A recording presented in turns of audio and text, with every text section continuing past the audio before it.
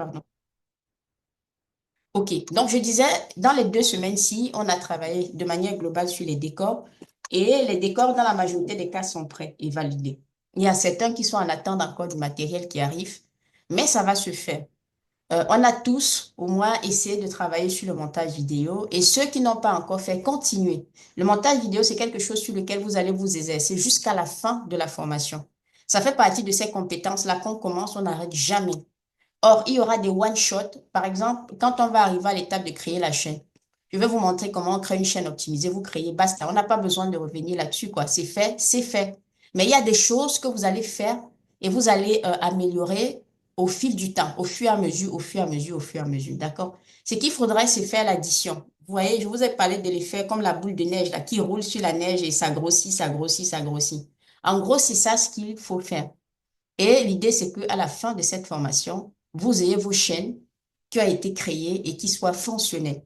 Ça dépendra de vous et de si vous voulez vraiment aller au même rythme. D'accord? Maintenant, ce que vous devez aussi comprendre, c'est qu'il ne faut pas se décourager si, pour une raison ou une autre, voilà, il y a un moment où, comme Jean-Jacques, par exemple, qui traverse quelque chose qui l'a un peu perturbé, il faut te reprendre après et il faut rattraper. Parce que si tu te laisses aller après, c'est comme ça que tu vas dire, oh, j'ai déjà sauté ça, ça, ça, ça, ça. Après, tu dis, oh, je reviendrai dessus après, c'est pas grave. Il y a les enregistrements, il y a ça.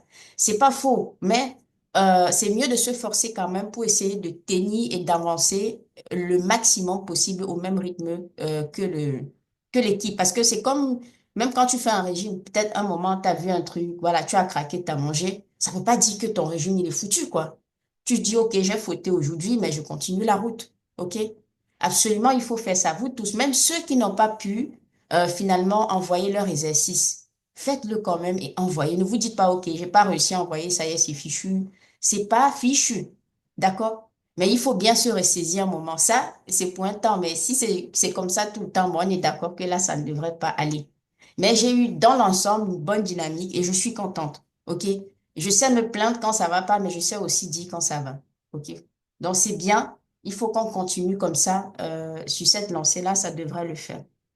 Alors aujourd'hui, je vais revenir rapidement sur l'aspect de montage, mais on va finaliser avec ça aujourd'hui. Et on va embrayer sur YouTube. Nous allons parler de l'algorithme aujourd'hui. Alors, à la fin de la formation aujourd'hui, je vais vous donner accès à 2 modules de la formation YouTube. Je vais vous faire voir tout à l'heure les modules dont il s'agit. Et vous savez, comme d'habitude, que vous avez du boulot.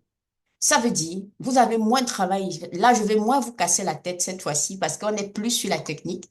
On rentre dans YouTube et ça sera un peu littéraire ce que nous allons voir. Donc, ce que je vais vous demander, c'est simplement le soir, quand vous rentrez du boulot, ouvrez votre formation, prenez une tasse de thé, prenez un biscuit ou pas, non, ça fait grossir, une tasse de thé, une tasse de café et regardez la formation. Mais faites-le, s'il vous plaît, pour qu'on puisse ensemble avancer au même rythme.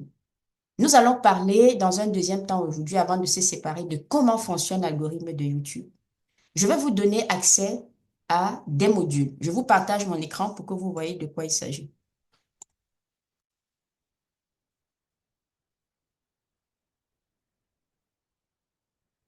Alors, je vais ouvrir ici.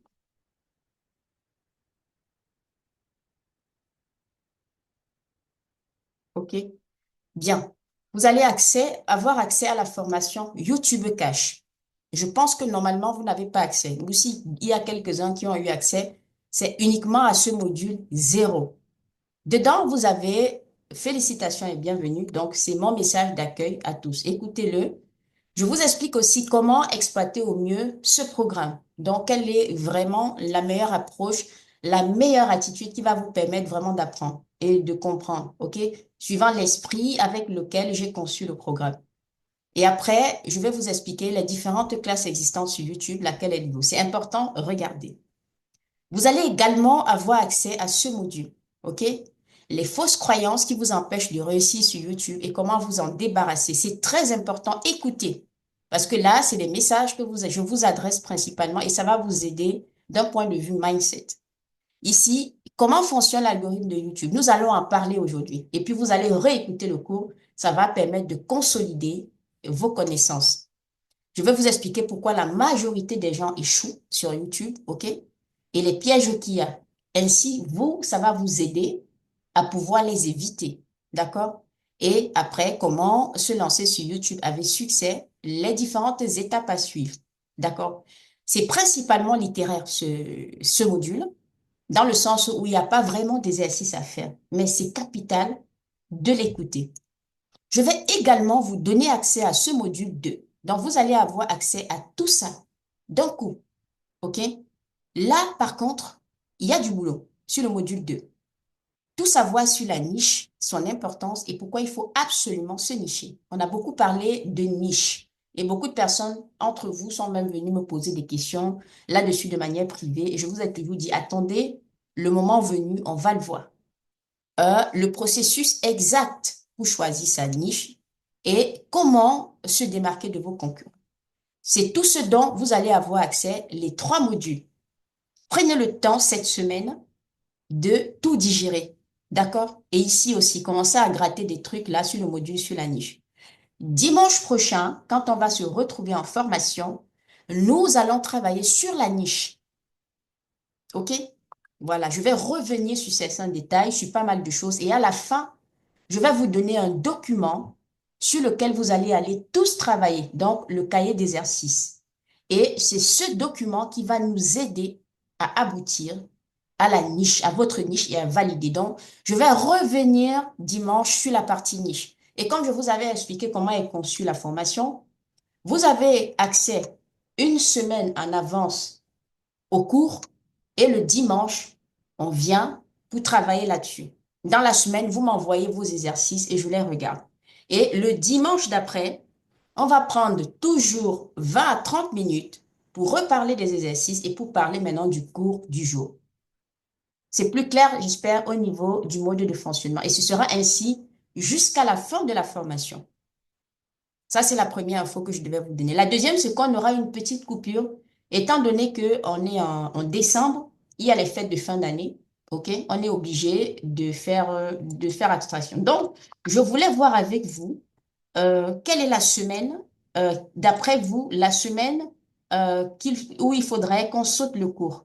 Je ne sais pas si c'est sur la semaine de Noël ou c'est sur la semaine du Nouvel An. Mais il faudrait quand même que je vous permette de souffler une semaine. J'avais pensé 2 semaines, mais je me dis que c'est peut-être long. Et je voulais avoir votre avis là-dessus. Alors, qui est pour qu'on saute les 2 semaines autour de Noël ou qui est pour qu'on saute une seule semaine? Sachant que quand on saute, ça va nous... écrivez dans le chat, c'est mieux.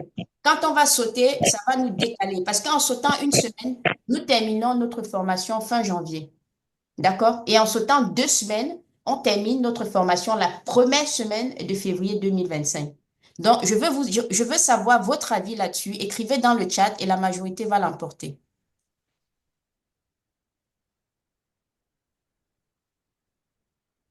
Semaine du 29, d'accord, Francine. Une semaine, d'accord. 2 personnes sont sur une semaine, comme moi d'ailleurs. Allez-y. 2 semaines, mais avec plusieurs. Une semaine, une semaine. OK.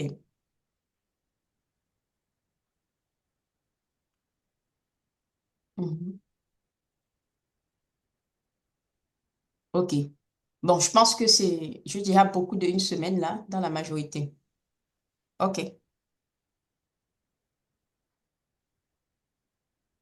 Très bien. OK, je pense que c'est une semaine l'emporte. Maintenant, c'est juste à choisir lequel des dimanches. Je vais essayer d'ouvrir le calendrier.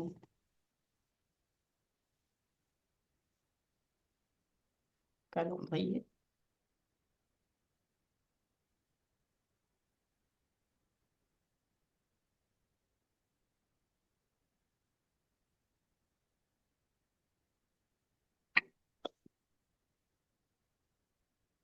Alors, je sais pas, calendrier 2025. C'est quoi les 2 dimanches là qui sont des fêtes de fin d'année? Ah, je vais ouvrir un. Ouais, j'ai trouvé un calendrier, c'est bon. En décembre, aujourd'hui, on est le dimanche 1er. Il y a le dimanche 22 et le dimanche 29. OK? Alors, je suggère de sauter le 22 et d'avoir pour le 29. Est-ce que ça vous va? Et après, pour ceux qui ne sont pas là, il y aura le replay, mais l'objectif n'est pas de vous encourager à ne pas être là, quoi. OK? Bon, moi, je vous propose donc le dimanche 22 décembre, on va sauter pour souffler un peu. OK? Comme ça va permettre aussi à ceux qui sont un peu en retard de se rattraper. D'accord? C'est parfait. Donc, ça, c'est validé. On valide. C'est validé aussi pour la formation. On est d'accord que vous avez le module 0, le module 1 et le module 2 à regarder. Dans le 0 et le 1, c'est purement littéraire, mais regardez. Et à partir du 2, là, regardez bien parce qu'il y a du boulot. D'accord? On va voir comment on fait pour choisir sa niche. Déjà, qu'est-ce que c'est? Comment est-ce qu'on fait pour choisir? Il va y avoir des exercices. OK? Nous revenons dessus dimanche prochain et c'est à cette occasion, à la fin de notre session, je vous donne tous de quoi aller faire comment dire, je vous donne tout ce qu'il faut pour faire ce travail et vous allez me le restituer pour avancer. Bien, maintenant, on va venir sur CapCut pour que je vous montre rapidement quelques éléments et après, on bascule sur la notion d'algorithme.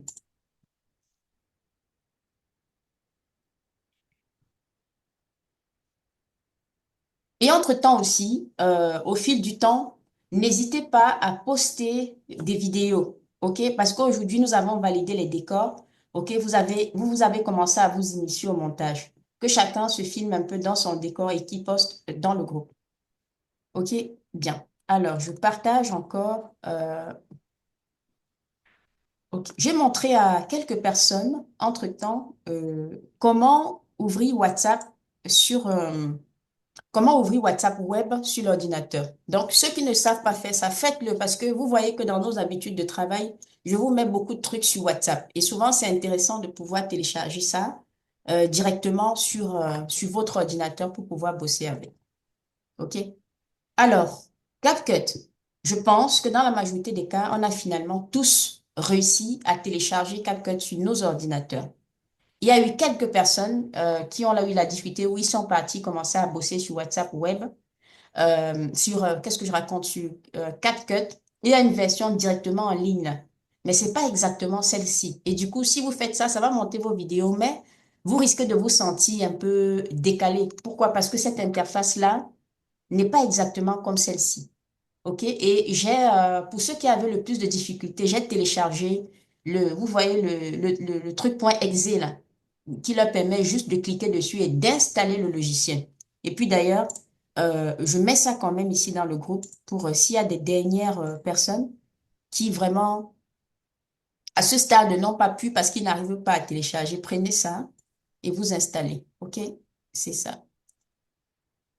Le voilà dans le groupe au cas où.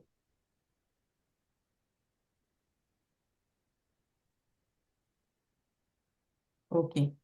Alors, de manière globale, la difficulté que je rencontre sur les montages, généralement, c'est la précision.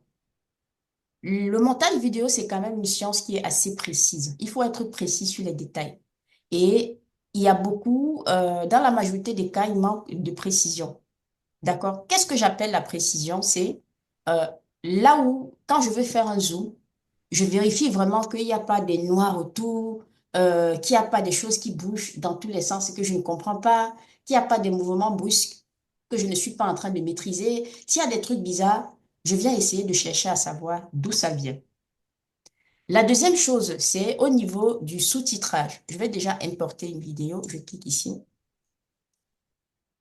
Alors, je prends quelques vidéos comme ça. Je prends ça, par exemple. D'accord? Il y en a plusieurs. On a besoin d'une seule. Voilà. Quand je prends une vidéo comme ça, j'ai remarqué que, attendez. Hmm.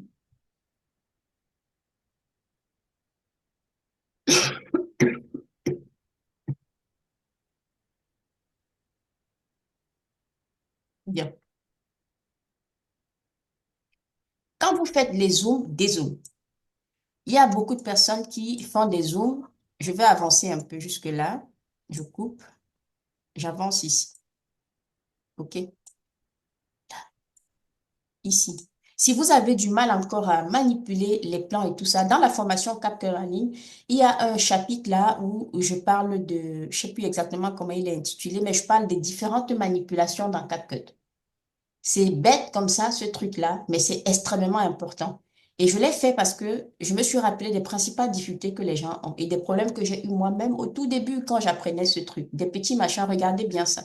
Bon, maintenant, au niveau des zooms, regardez. Si je veux zoomer un plan sur deux dans cette vidéo, ce que j'ai remarqué, c'est ceci. Les gens, vous zoomez comme ça, jusqu'à couper la tête. C'est pas bon. Ou bien jusqu'à arriver ici, là, comme ça. OK? Dans la majorité des cas, ça touche la tête ici. Ce qui fait qu'on passe de là, comme ça, regardez. Je vais vous montrer. On passe de Une là. décision en matière de pollution de l'air en temps réel et c'est de manière durable. Et le deuxième problème, c'est que la répartition en fait des missions et des rôles sur le plan institutionnel n'est pas bien définie, ce qui fait que Oh, merci. la voilà. Excusez-moi, j'ai eu le truc avant. Je vais remettre, on va mieux voir. Attendez.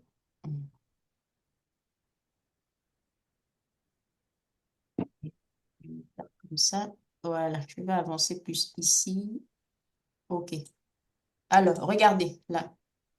Sur le plan institutionnel n'est pas bien définie, ce qui fait que la question de la pollution de OK? l'air est Vous voyez, quand je passe là, on coupe trop sur la tête. Laissez toujours un peu d'espace au-dessus de la tête. D'accord? Un peu comme ça. Il faut qu'il y ait un minimum d'espace. Sinon, vraiment, c'est un petit peu trop. Ce qui fait que vous-même, quand vous allez vous filmer, vous savez, là, je montrais la règle des tiers. Vous savez, quand on active la grille des tiers sur le téléphone, il y a un trait comme ça, un comme ça et deux comme ça. Donc, deux horizontales et deux verticaux. Ce qui fait qu'ils vont se croiser sur quatre points. On appelle ça les points de force. Et les lignes là, horizontales et verticales, ce sont les lignes de force. Assurez-vous toujours que quand vous vous filmez, vos yeux soient sur cette grille ici. D'accord? J'essaye de trouver un schéma pour montrer à tout le monde. Je vais essayer de trouver ça sur Internet pour que vous puissiez voir. Grille des tiers. OK.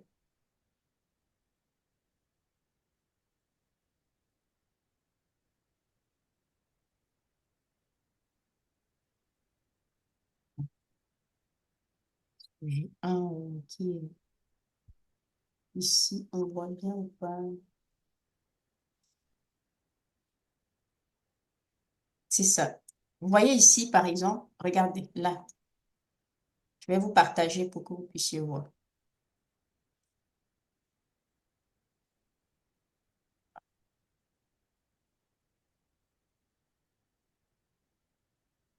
Voilà.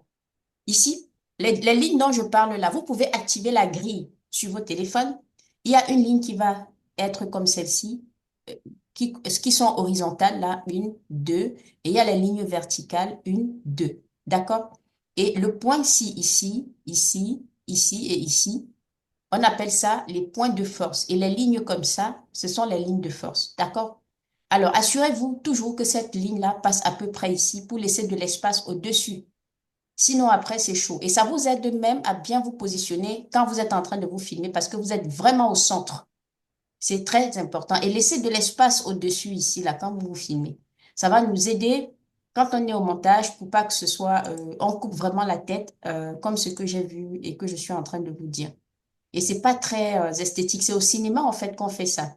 Mais sur du contenu pour YouTube comme ça, c'est pas très, très bien. Allez, on revient. D'accord. Donc ça, c'est le premier problème que j'ai vu dans la majorité des cas. Maintenant, la deuxième chose, c'est quand on fait les sous-titres, OK? Je reviens ici sur légende, d'accord? Je viens sur identifier les titres, non? Légende, le truc automatique, tout simplement, ici. Et je clique sur générer.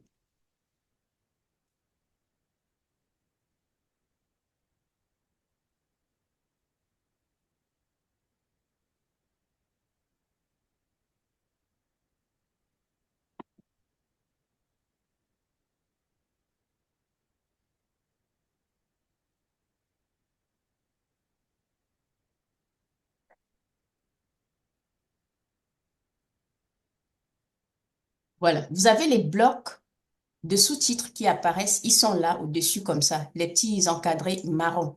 D'accord? Je clique là-dessus et je le prends. Décalez-le un petit peu au-dessus. Oh, merde. Dans la majorité des cas, j'ai remarqué que vous l'avez laissé là où il était. C'est trop bas.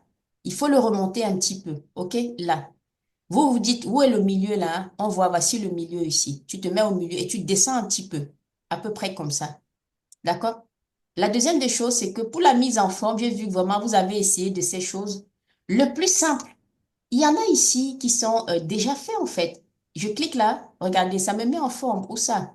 Et je choisis un. Au pire des cas, choisissez-en ici. Je vais dire, au lieu d'essayer de faire des mises en forme un peu aléatoires et assez bizarres. D'accord? Au pire, vraiment, ça c'est, comme je dis, le pire des pires. Vous choisissez un ici. D'accord? Et maintenant, la deuxième chose que vous faites, parce qu'il faut aussi s'assurer que c'est assez visible. Donc, vous descendez ici, vous ajoutez de l'ombre là. Ça permet qu'on voit mieux votre texte dans la majorité des cas.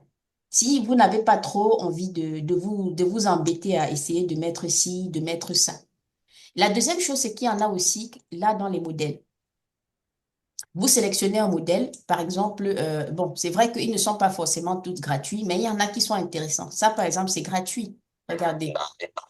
Alors, vous avez été certainement embêté par une chose, c'est que une fois que vous avez déjà fait votre sous-titre et vous venez maintenant cliquer ici sur un modèle et vous vous rendez compte que ça ne change pas votre sous-titre. Malheureusement, c'est un peu chiant. Ce qu'il faut faire, en fait, c'est quoi? Il faut supprimer. En fait, il faut d'abord sélectionner le modèle avant de faire. Vous voyez, ici, par exemple, je vais sélectionner d'abord ça. OK? Et une fois que je sélectionne mon modèle, vous voyez qu'il y a généré les légendes qui apparaît à nouveau. Et vous recommencez. C'est chiant. Ils auraient dû faire dans le sens où on clique là-dessus et ça modifie tout seul, mais ça marche pas. Et j'ai vu, il y a pas mal d'entre vous qui m'ont dit, ouais, j'arrive pas. C'était ça le problème en fait qu'ils avaient. Et là maintenant, je remonte le truc, ok? Et ce qui est intéressant, c'est qu'une fois que j'ai choisi un truc comme ça, même dans les gratuits, vous voyez qu'il y en a qui sont pas mal. Vous pouvez quand même modifier, hein. Lui là, il est gratuit, il me plaît bien. Mais regardez, comme le mec, il est en blanc et que le blanc sur le blanc, ça se voit pas, je peux changer la couleur ici. Regardez, je mets en rouge, ça change quand même, même si je suis partie d'un modèle qui existait déjà. D'accord? Je peux choisir une autre couleur et ça fonctionne. Je peux même changer la police. Regardez. Euh, alors, c'est où? Ici. Moi, j'utilise souvent des bold fonts là, celle-ci. Je l'adore. J'aime beaucoup cette police. Et regardez. La répartition, en fait, des missions et des rôles sur le plan institutionnel n'est pas bien définie, ce qui fait que la, D'accord? Vous voyez que j'ai quand même modifié. Pourtant, j'étais partie d'un modèle ici qui était gratuit. Mais voilà, la police ou deux, trois trucs ne me plaisaient pas là-dessus. Et puis voilà.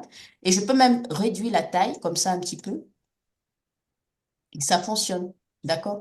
Et je le déplace là si je veux. Je peux changer une autre couleur.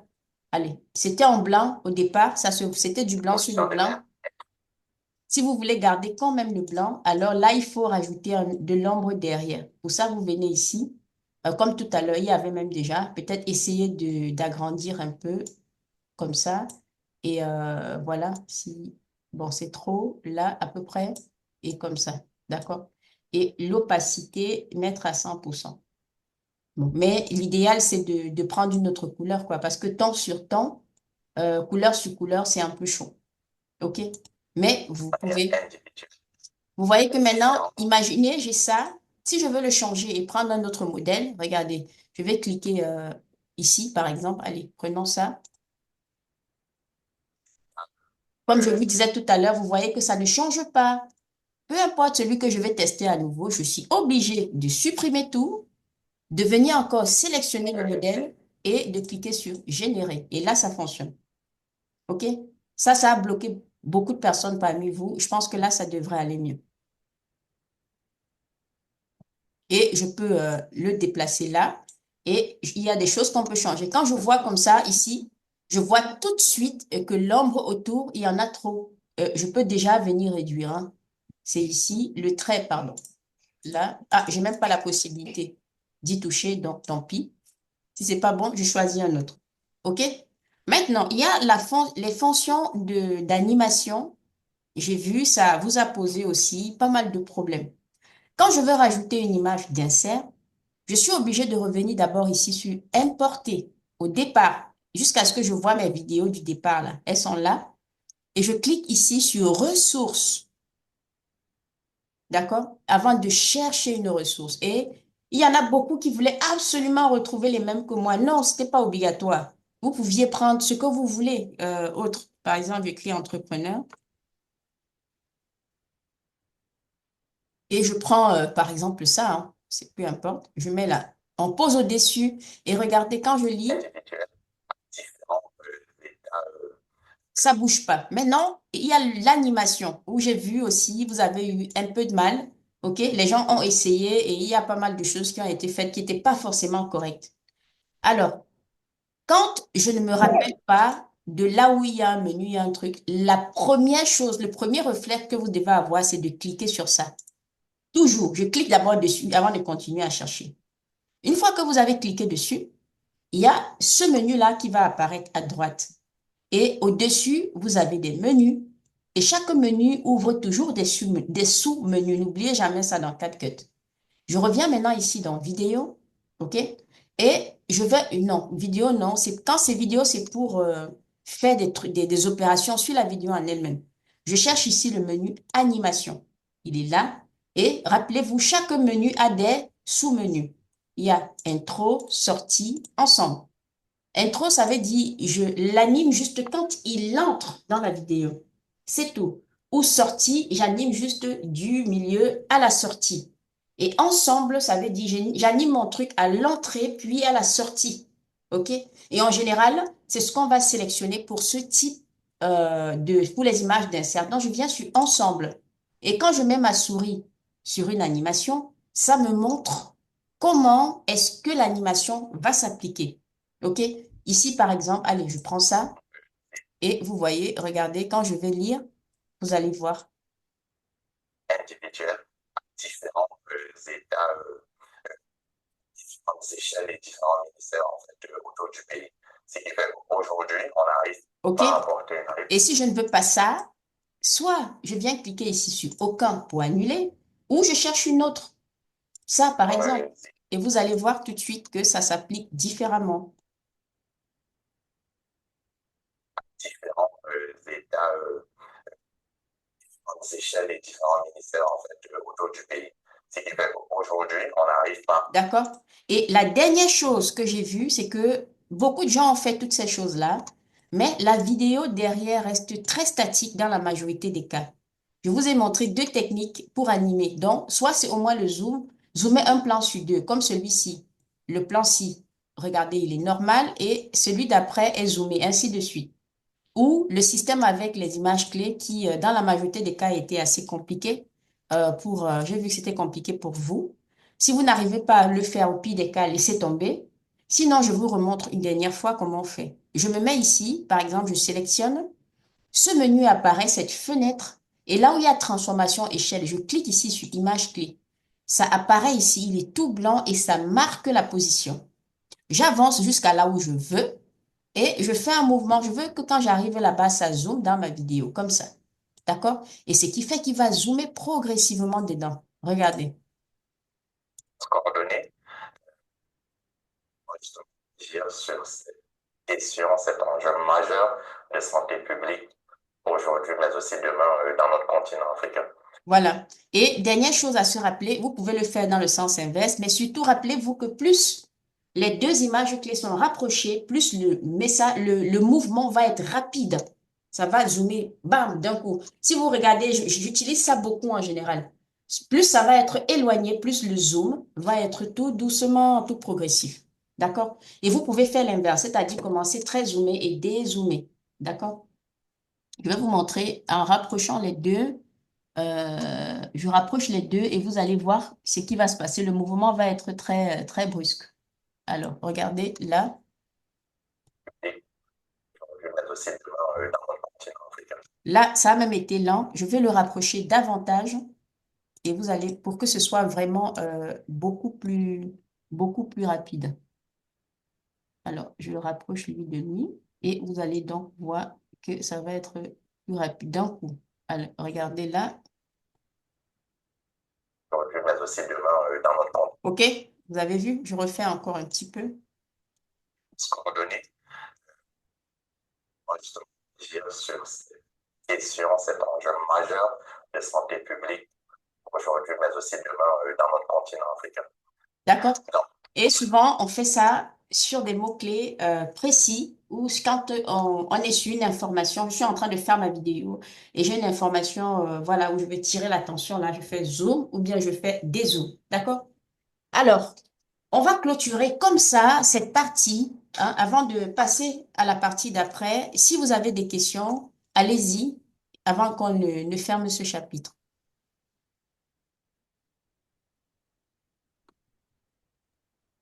Moi, j'ai une question. Oui, En Louise, fait, vas-y. oui, j'ai toujours pas envoyé ma vidéo, mais en fait, j'avais juste un petit problème sur la lecture. Il Mhm. y a un moment où il y avait une répétition de vidéo au tout début de la vidéo, donc j'ai pas réussi à retirer. Ça disait deux fois vidéo, vidéo. Je sais pas si c'est une D'accord. superposition que j'ai fait. Je sais pas. Je À sais mon pas ce avis, que. c'est un effet que tu as dû Hmm. appliquer sans t'en rendre compte. Ouais, c'est ça. Donc, mais comment on l'enlève du coup? C'est que la question, c'est d'identifier quel est l'effet. Parce que regarde, je vais te montrer un truc. Dans la majorité des cas, hein, quand Hmm. j'applique un effet, par exemple, allez, allons-y sur, je prends ça, je mets là. Je vais appliquer peut-être, allez, je viens une animation, d'accord, ici. Hmm. Je sélectionne cette animation-ci, d'accord. Si je Mhm. veux l'enlever, très souvent, il n'y a aucun. Tu vois le carré ici, là. Et que je Ouais, clique là-dessus, ça me l'enlève. d'accord. Tu vois, si tu arrives à, ou si c'était peut-être, ça peut être, non, une transition. Si c'est au début, Oui. non, ça peut pas être une transition parce qu'une transition, c'est entre deux plans. Tu vois, tu devais forcément voir une transition. Regarde, si je coupe ici, par exemple là, tu vois, et que je veux mettre une transition, je la prends et je la glisse entre deux, ce qui fait que ça se voit parce que ça a cette forme-là, un peu comme un 8 inversé, comme ça. Ouais, c'est ça, ouais. En fait, c'est au moment d'une coupure, il y a un moment, le mot vidéo est prononcé, mais il est Oui, reprononcé une deuxième fois après. je Donc, crois. j'essaie de couper, mais j'ai pas réussi. D'accord. Ah, Ouais, attends. Sauf si c'est moi qui dis vraiment, réellement, vidéo deux fois et que tu veux couper une fois, c'est ça? oui, mais je sais pas si c'était vraiment toi qui le disais ou du coup, j'ai pas pu identifier si ça l'était comme ça au départ. C'est la première partie où tu dis vidéo, les toutes premières lectures. Hmm. Il y a un moment, tu dis, vous serez meilleur dans, voilà. Ouais, je vais vous donner le secret, nanana. Et à un moment, tu dis vidéo. Non, je l'ai dit une Et seule fois. ça Alors, revient deux fois chez moi. oui, Ah, regarde, c'est un effet que tu as appliqué. Tu regardes ouais, ça ici, doit être ça. si tu as appliqué une D'accord. transition, tu retires la transition en la supprimant. Et si c'est un D'accord. effet, tu l'annules comme j'ai montré tout à l'heure. Ok, d'accord, je vais regarder. Ça Ok. marche. OK. Merci. Olali, Merci. de rien. Olali, tu avais une question? Oui, bonjour madame. Bonjour. Euh, ma première question est que est-ce que les interfaces de CapCut sont différentes? Normalement, non. Après, j'ai vu avec une élève, certaines choses sont différentes. Par exemple, ici, ressources. Tu vois ici, ressources. Chez elle, c'est écrit bibliothèque. Ne me demande pas pourquoi. Ils font des mises à jour tout le temps et il y a des choses qui évoluent.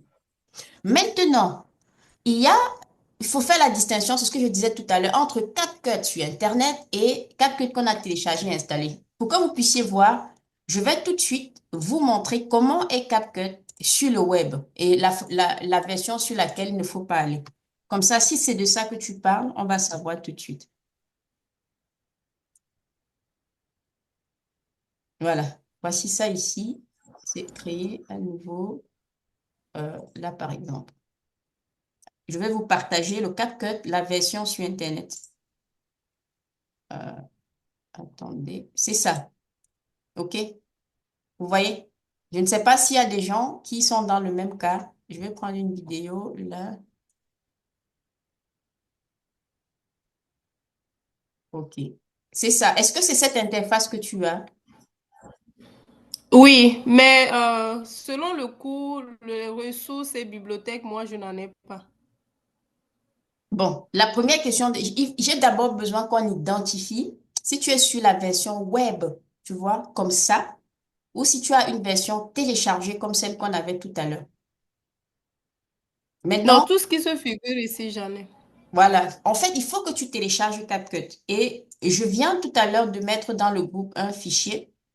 Tu vas télécharger le fichier là tout simplement et l'installer sur ton ordinateur. Tu es sur Mac ou bien tu es sur PC? C'est PC. D'accord. J'ai mis le fichier d'installation dans le groupe WhatsApp. Télécharge-le, tu l'installes.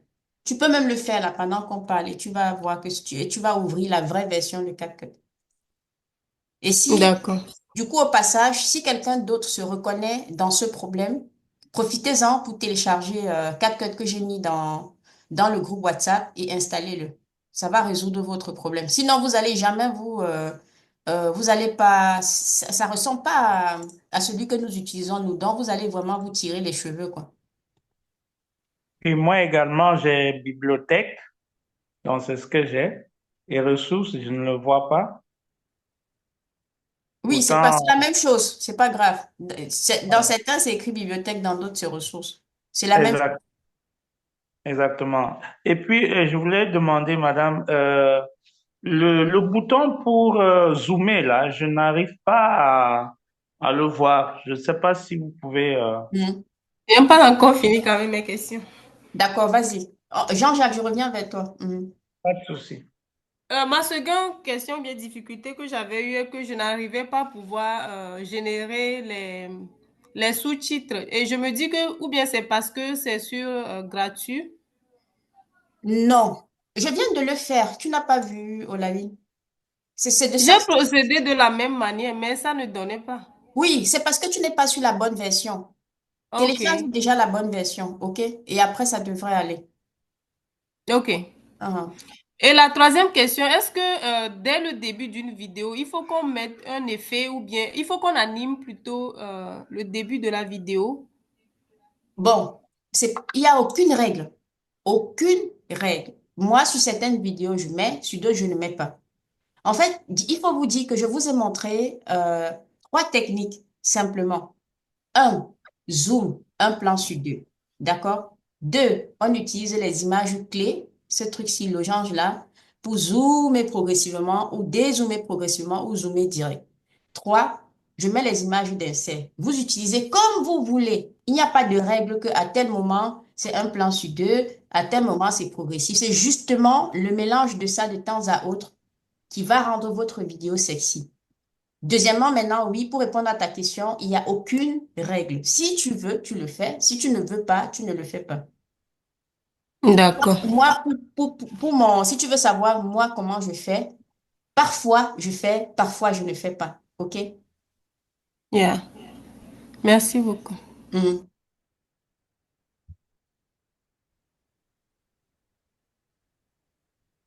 Alors, est-ce qu'il y a autre question?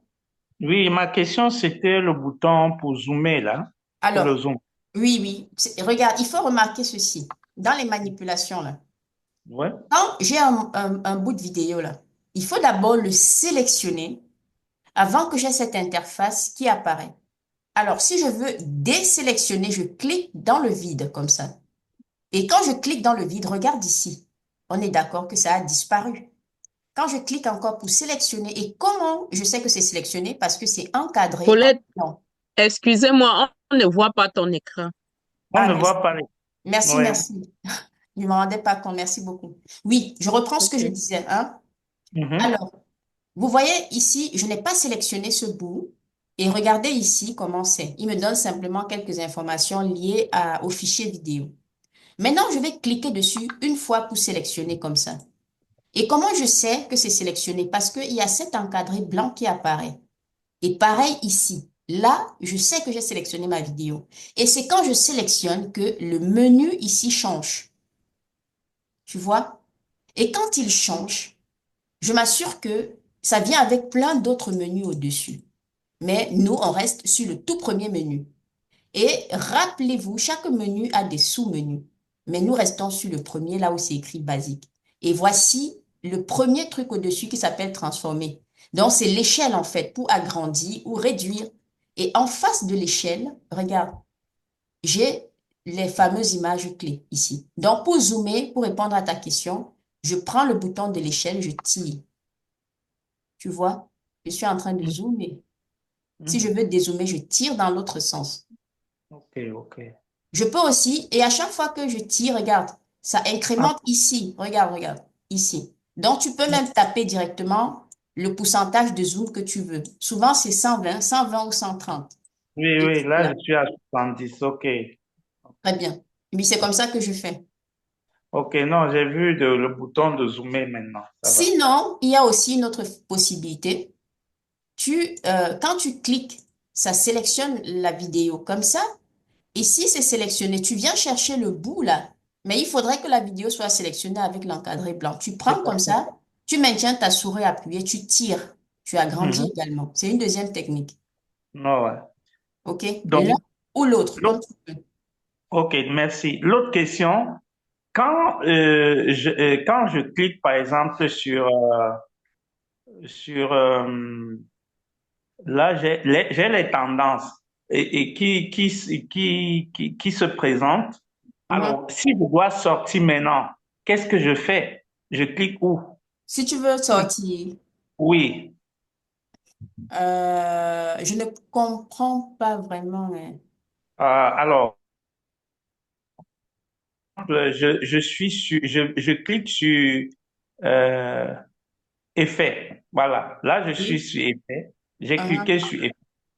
Voilà. Maintenant, je veux sortir. Je veux sortir. Je, Ah. je, je, je clique où? Parce que là, Ah, oui, les tu veux effets se revenir, présentent. tu veux sortir Les pour temps- revenir à l'écran où on était. Exactement. Tu reviens ici, regarde. Regarde mon écran. Moi, voici sur Ouais. effet, comme tu disais, non. Il y a Oui, quelques effets. Si je veux voir tous les effets, je clique encore ici et ils sont oui, tous là. oui. Maintenant, si je veux sortir de là et revenir à l'écran d'accueil, c'est sur importer ici. Je clique sur importer et je Importer. reviens au OK. début. Ouais. OK. OK. Ah. Sur importer. OK. C'est importer qui est.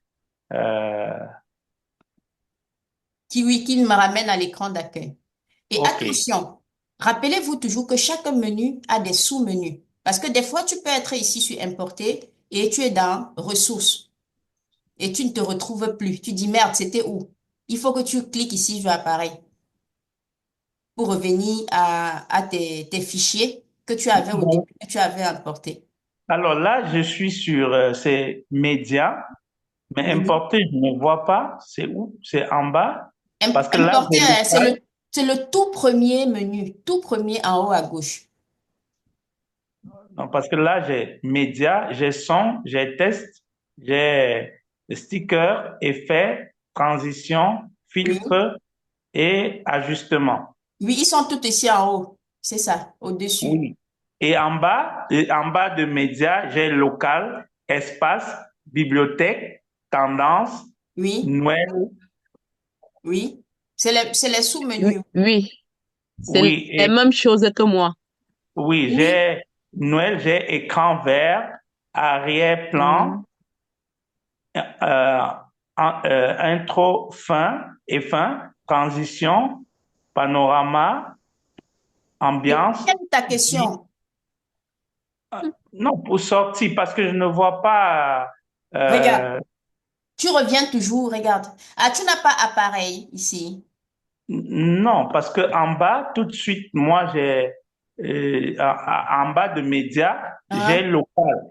J'ai local. Clique sur local. OK. Alors, Voilà. Portée, oui. Là, c'est ouais, là. ça varie C'est souvent un peu de... Tous les jours, vous allez voir que CapCut va vous dire qu'il y a une nouvelle version. Vous allez remarquer tous les jours. OK, Il donc ne il faut faut pas... seulement chercher. voilà, ne vous perturbe, ne vous laissez pas perturber, OK? OK, Il faut seulement OK, chercher. En général, tout y est plus ou moins. OK? OK. Bon, pour revenir au départ, c'est importé. Oui, c'est ça. OK, Toujours. merci, D'accord. merci. Ok. S'il vous Et plaît, moi madame, aussi, une j'ai une dernière question. question. Vas-y, Olali. Ah, c'est Mirabel. Vas-y, Oh, Mirabel. ok. Oui, moi, je voulais poser aussi ma part des questions à savoir comment en- emporter, parce que quand on finit déjà la vidéo, comment emporter ça. Et une autre deuxième question avant d'arriver là, et mon écran s'est divisé en deux. Là où il y a les images pour en bas là où on Ah, télécommande la vidéo, là où oui, c'est ah, divisé en deux parties. Et je ah. voulais remettre tout long comme ça, là, je n'arrive pas à remettre. Bon, je D'accord. ne sais pas comment Alors, faire. je réponds d'abord à la première question. Pour remettre, à Mm. chaque fois qu'il se passe un truc bizarre, OK? Par exemple, regardez, je peux faire... est-ce qu'il prend... Voilà, regardez. J'ai fait un bordel là, je sais Oui, peut-être oui, pas comment on appelle, c'est c'est ça, bizarre c'est comme comme ça. ça. Tu viens ici, Oui, là, ici, dans... attendez, je déplace ça. Euh, attends, je vais fermer ça. OK. Tu viens sur ça, je pense que c'est aperçu. Non, c'est... non, c'est même lequel là? Attends, je vais voir. C'est quelque part ici en haut. Euh, pour revenir. Il est où ce menu là même? Il a disparu ou pas? Afficher, masquer, non. Aperçu, performance, qualité, exporter, non plus. C'est pas là. Il est où mon menu là? Attends. C'est ici en haut. Je vous ai montré ça la dernière fois. Oui, oui, vous revenez avec ça. Attends. Moi-même, j'ai cherché fatigué. Non, normalement, je crois que c'était ici. Ah, pardon, le voici ici. Regardez, tout en haut là. Là. On Ah clique oui, ici. OK? Réinitialiser la disposition actuelle. Et c'est revenu. Je confonds toujours avec ça et ça là. À chaque fois. OK? Tu viens tout en haut ici là. donc, Tu cliques comme ça. Tu cliques sur réinitialiser la disposition actuelle et ça va ramener tout en ordre. d'accord, oui, parce que donc j'ai perdu au moins même 10 minutes pour ça. c'est ce qui est écrit retour à l'édition, c'est ça? Non, regarde. Euh, peut-être, je sais, sauf si c'est écrit mal, différemment chez toi, mais c'est ça. Tu cliques là. Bon, c'est ce bouton qui est à côté de partager, c'est ça? S'il te plaît, regarde mon écran quand je fais. Moi, C'est ici, là. Tu cliques là. OK? Et c'est réinitialiser la disposition actuelle.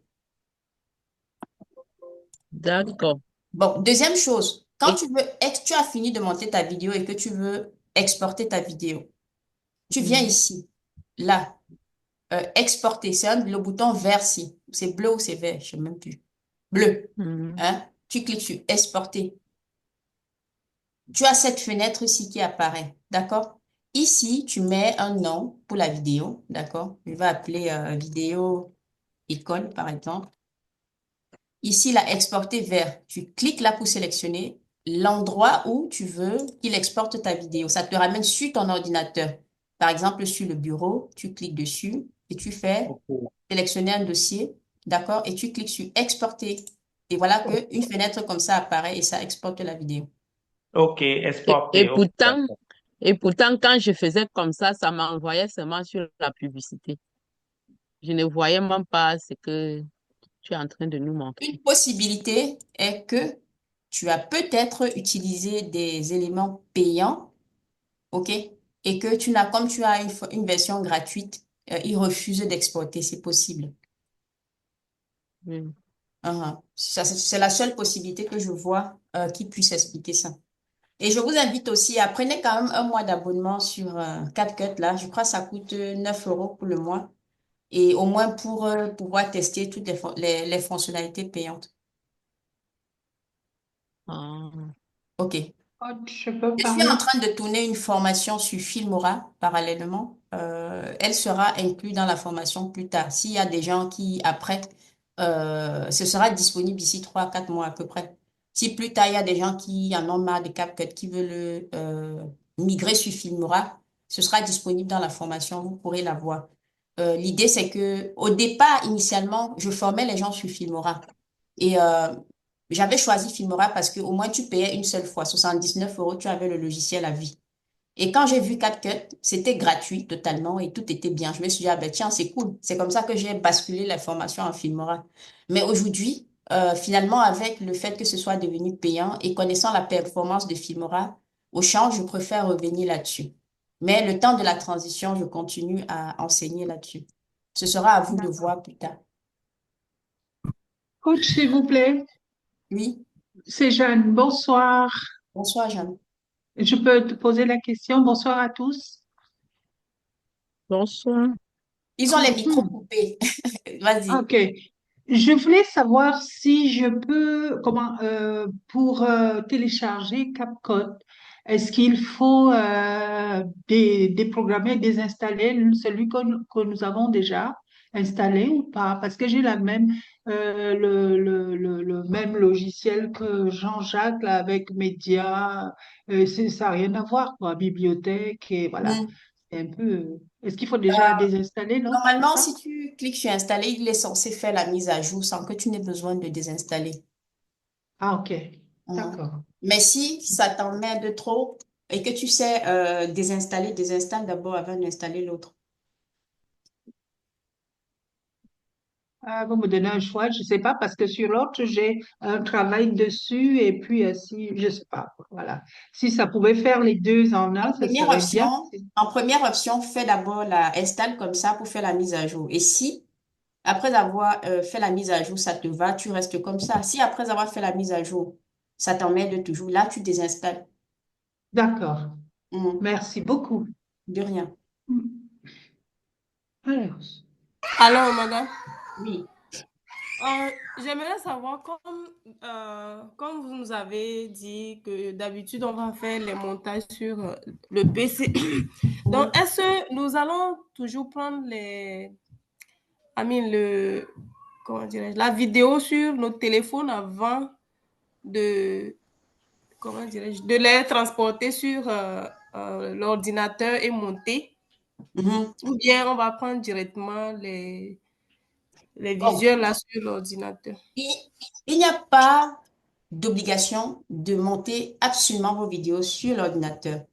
Mais par retour d'expérience, mon expérience à moi, et connaissant que nous sommes quand même sur des vidéos YouTube, en moyenne font 12 minutes, OK, 8 minutes, c'est du contenu long avec plein de choses dedans, ce sera beaucoup plus facile de le faire sur un écran d'ordinateur.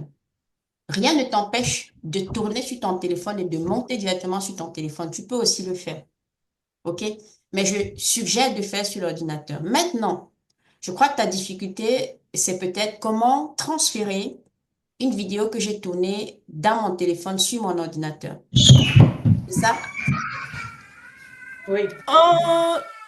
Sinon, non, pas, je pense pas que c'est là le problème. Le problème, c'est s'il s'agit d'une vidéo qui pèse, une vidéo YouTube qui pèse maintenant, est-ce que ça vaut la peine de prendre l'image ou bien la vidéo sur téléphone avant de transférer sur l'ordinateur et monter, ou bien je prends la vidéo directement sur l'ordinateur et je monte directement sur mon ordinateur que D'accord. d'aller.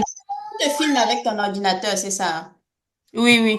Ah ben non, fais pas ça. Tu vas avoir une qualité qui sera nulle à chier. Comment tu veux te filmer avec la webcam là? Mais c'est pourri. Enfin, Ok. je me dis, pour le style de vidéo que nous voulons faire, ça va pas, quoi. Je préfère qu'on utilise ça pour des lives. Imaginez, moi, si je fais mes vidéos comme ça, c'est pas assez. Bon, c'est des vidéos, on est d'accord. Mais il y a mieux, quoi. Non, ne te filme pas du tout avec l'écran de ton ordinateur. Tu transfères. Cependant, je pourrais vous enregistrer un petit tuto demain pour vous donner deux techniques pour transférer votre vidéo de votre téléphone vers l'ordinateur sans perdre l'esprit. Évitez surtout de vous envoyer votre vidéo dans WhatsApp en normal et de télécharger sur l'ordinateur et vous allez complètement perdre. Ça va compresser les données. D'accord? Alors, il y a deux manières de le faire. La première, moi, j'utilise une application qui s'appelle Mega. Elle est gratuite. Je télécharge l'application Mega, je crée un compte. Maintenant, Je me connecte sur le même compte à partir de mon téléphone et j'importe ma vidéo dedans. Et je me connecte sur mon ordinateur et je retrouve la vidéo. Et je n'ai pas perdu de qualité. La deuxième, vous pouvez utiliser Google Drive. Vous importez la vidéo dans votre Google Drive et vous téléchargez via Google Drive sur l'ordinateur. La troisième, qui est la plus simple, c'est d'utiliser un câble. Vous connectez votre téléphone à l'ordinateur avec un câble. Sauf qu'il y a une subtilité. Les câbles qui permettent de charger notre téléphone, même les chargeurs rapides, ne sont pas faits pour transférer les données de manière rapide. Je l'ai Mais ce que j'ai fait l'autre fois, j'ai souffert. J'ai J'ai pas fait. découvert ça uniquement l'année dernière. Et donc, j'ai commandé un câble de transfert rapide et c'est passé comme une lettre à la poste. Donc, je vais vous donner le lien d'un câble de transfert, de celui que j'ai acheté moi. Il est sur Amazon. OK? Et ça va aller vite. Je ne savais pas, en fait. C'est l'année dernière que je suis qui avait des notions de rapidité, de mégabits et tout ça là, pour transférer rapidement. Et là maintenant, tout ça, c'est pourquoi? C'est pour récupérer notre fichier avec la meilleure qualité possible. Pourquoi est-ce que nous avons acheté les lumières, tous ces trucs-là? C'est pas juste pour le plaisir d'acheter parce qu'on a trop d'argent. C'était pour que nos vidéos soient belles. Vous vous imaginez qu'on fasse tout cet effort et après on saccade tout à la fin parce qu'on compresse nos vidéos dans WhatsApp, ça n'a pas de sens. Ou parce qu'on vient se filmer avec l'écran du téléphone. Autant ne rien acheter et puis voilà quoi. Tu as compris? Oui, madame. Ok. J'ai vraiment souffert, donc ça serait Je vais mon te donner le bénéfice. lien du câble. Ça coûte une dizaine d'euros et au moins ça va te sauver une fois pour toutes. D'accord. Mm. Merci beaucoup. Ok. Une question, madame. Euh, Quand on a fini, par exemple, de placer, par exemple, d'écrire sur la vidéo ou Mhm. bien de mettre un petit cœur, Mhm. ça reste afin que on puisse exporter. Mhm. Qu'est-ce qu'on fait pour sauvegarder pour que ça reste là? Rien, ça sauvegarde automatiquement. Ça sauvegarde automatiquement. Oui. Ah, ok. Mhm. D'accord. Donc, on n'a pas besoin de faire comme souvent on fait quand on écrit, on sauvegarde pour que ça reste, pour que ça ne s'efface pas. Mhm. Tu fais Ok, rien, d'accord. ça va le faire tout seul. Ça le fait toute seule. Ok, d'accord. Mhm. Ok. Merci. Avons-nous d'autres questions, les amis?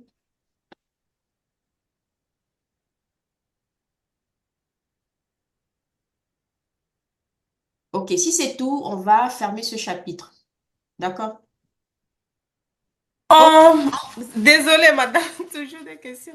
S'il vous plaît, concernant comment est-ce que vous arrivez à pouvoir ranger vos dossiers s'il arrivait qu'on va monter beaucoup de choses et autres, comment est-ce que nous pouvons ranger ces dossiers-là pour ne pas se mélanger? d'accord. Alors, déjà, regardez ici. Vous voyez toujours CapCut, non, sur l'écran. Oui, Ici, il y a, quand je suis dans importer, espace. Si vous créez votre compte sur CapCut, CapCut va vous donner la possibilité pour ça, vous créez un compte, vous vous connectez. Il va vous donner un espace je ne sais pas exactement, mais je crois que c'est 10 gigas hein, ou plus. Donc, tu peux sauvegarder des éléments à toi dans le cloud. Ça veut dire qu'à chaque fois que tu vas ouvrir CapCut et te connecter, ces éléments-là seront là. Là-dedans, tu peux classer les éléments que tu auras besoin très souvent. Ça peut être les jingles si tu en as, ça peut être les musiques que tu utilises souvent, ça peut être des images, bref, les choses que tu utilises de manière répétitive.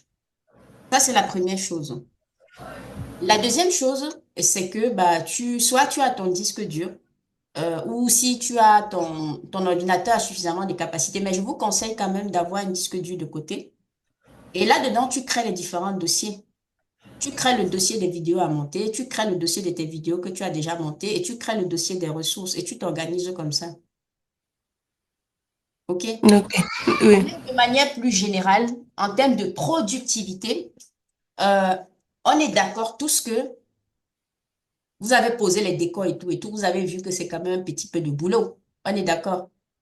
Hmm. Franchement, est-ce que vous pensez que ça vaut le coup, surtout pour les dames là? on passe se maquiller un peu, on fait ci, on fait ça prend je sais pas combien de temps là, de faire ça chaque fois pour venir tourner une vidéo. Ça vaut pas le coup. Comment je fais moi? Je travaille les stratégies, je prends une demi-journée où je m'assois et j'écris mes scripts. J'écris une bonne quantité. Après, le lendemain, je m'assois, je tourne à la chaîne. Je suis ici dans mon décor que vous connaissez. J'arrange tout, tac, tac, tac, tac, tac. Je prends les vêtements, je pose de côté. Je mets un vêtement, je peux tourner 5 vidéos, je me change, ok? Je remets un vêtement, je tourne, je me change. Je remets un vêtement, je tourne, je me change. Ainsi de suite. Hein? Et même que la dernière fois, quand je tournais, en allant m'asseoir, il y a un cheveu qui a été agrippé sur un truc, je sais pas quoi, ça a tiré comme ça, je me suis pas rendu compte. J'ai fait une série de 5 vidéos dégueulasses. Ça m'a bien énervé, là. Pourtant, j'ai un retour J'ai un truc là qui me permet de faire un retour. Mais vous allez voir qu'avec l'habitude, à un moment, on fait même plus attention aux détails. Donc, c'est-à-dire, on est tellement confiant que j'ai tourné tout le temps. Et ça m'arrive aussi de tourner des séries de vidéos. Tellement j'ai la confiance, après, je viens lancer, il n'y a pas le son. Ça m'arrive encore. Donc, faites très attention. Je vous dis pas, comme les Ivoiriens disent, le gourmet, ça fait mal. OK? Donc, il faut toujours s'assurer. Donc, ce que je vous conseille, c'est ceci. Maintenant, quand je dois tourner, systématiquement, je charge toutes les batteries. Je ne cherche pas à savoir si c'est à 80% ou pas. 100%. Un, les trucs, parce que moi, je tourne des fois avec le téléphone, mais des fois avec ma caméra. Surtout que si j'ai une série de 30, 40 vidéos à tourner, je mets la caméra une fois. Les batteries pleines. Tout ce qui a besoin d'une batterie, même le téléphone, plein. Les cartes, si j'utilise un disque dur ou une carte SD ou la mémoire de mon téléphone, libérer au max le micro. Si jamais ça doit fonctionner avec une pile, chargé à bloc. Tout est chargé à bloc, systématiquement. Sinon, parce que c'est souvent le son nous lâche. C'est pas qu'on a tellement oublié le micro, hein, mais c'est que les piles sont défaillantes. Ceci est défaillant, cela est défaillant. Donc, avant toute séance de tournage, vérifiez systématiquement que c'est plein. Et ne vous faites pas confiance sur l'autre là. Ne vous faites pas confiance. Parce que même quand vous serez expérimenté, si tu ne fais pas attention, bim. Et produisez en lot. D'accord? On va voir tout ça au fil des sessions. Parce que là, on va démarrer. Vous allez avoir le cours là sur la niche. La semaine prochaine, on y travaille. Vous sortez les niches. Mais après, on va atteindre. Parce que vous allez voir que pour travailler sur la niche et la valider, il y aura l'étude de la concurrence, il y aura ci, il y aura ça. Et ça va nous permettre au passage de valider notre cible, le fameux persona. Et ça va nous permettre de valider la recherche sur ces problèmes, machin. Ça va nous permettre de mélanger cela, l'étude de la concurrence, pour aboutir sur nos premières idées de contenu et autres. Et là, vous allez maintenant commencer à vous projeter. Et l'étape d'après, c'est que nous allons travailler sur l'écriture du script. Vous allez maintenant pouvoir travailler en lot. Et je vais vous montrer, ça c'est nouveau pour cette promotion, comment on peut aussi utiliser l'IA pour nous aider à aller vite dans la partie recherche et dans l'écriture du script. Et vous allez voir comment on humanise notre script. Les gens qui m'appellent la reine de la vidéo devraient même m'appeler la reine de l'IA, tellement j'ai fait ce truc, mais c'est incroyable. Mais on va voir comment on humanise, parce que le problème que je vois, la plupart des personnes, c'est qu'ils font des trucs robotisés. Écris-moi on dit à ChatGPT, écris-moi le script de je sais pas quoi, mais ça peut pas être intéressant, quoi. Je vais vous montrer d'autres techniques qui vont vous permettre de faire que l'IA vous connaisse et vous comprenne et qu'il apporte beaucoup plus d'humain dans ce que vous faites. Et nous, on écrit un script peut-être à 80% avec lui, mais il y a toujours la touche manuelle. Absolument. OK? On va commencer comme ça tous et au fur et à mesure, chacun va maintenant s'approprier et se détacher. Souvent, il y a d'autres qui, à un moment, lâchent et ils ont besoin de parler, ils ont aussi, mais au moins, vous avez une structure dans votre tête et vous faites de votre mieux pour respecter la structure. D'accord? Bien. Et c'est bon, on peut avancer. Est-ce qu'il reste des questions? Non? Parfait. On va stopper ça et dans la semaine, filmez-vous. Filmez-vous, présentez-vous, par exemple. OK? Et ce que je veux voir, c'est tout de manière générale.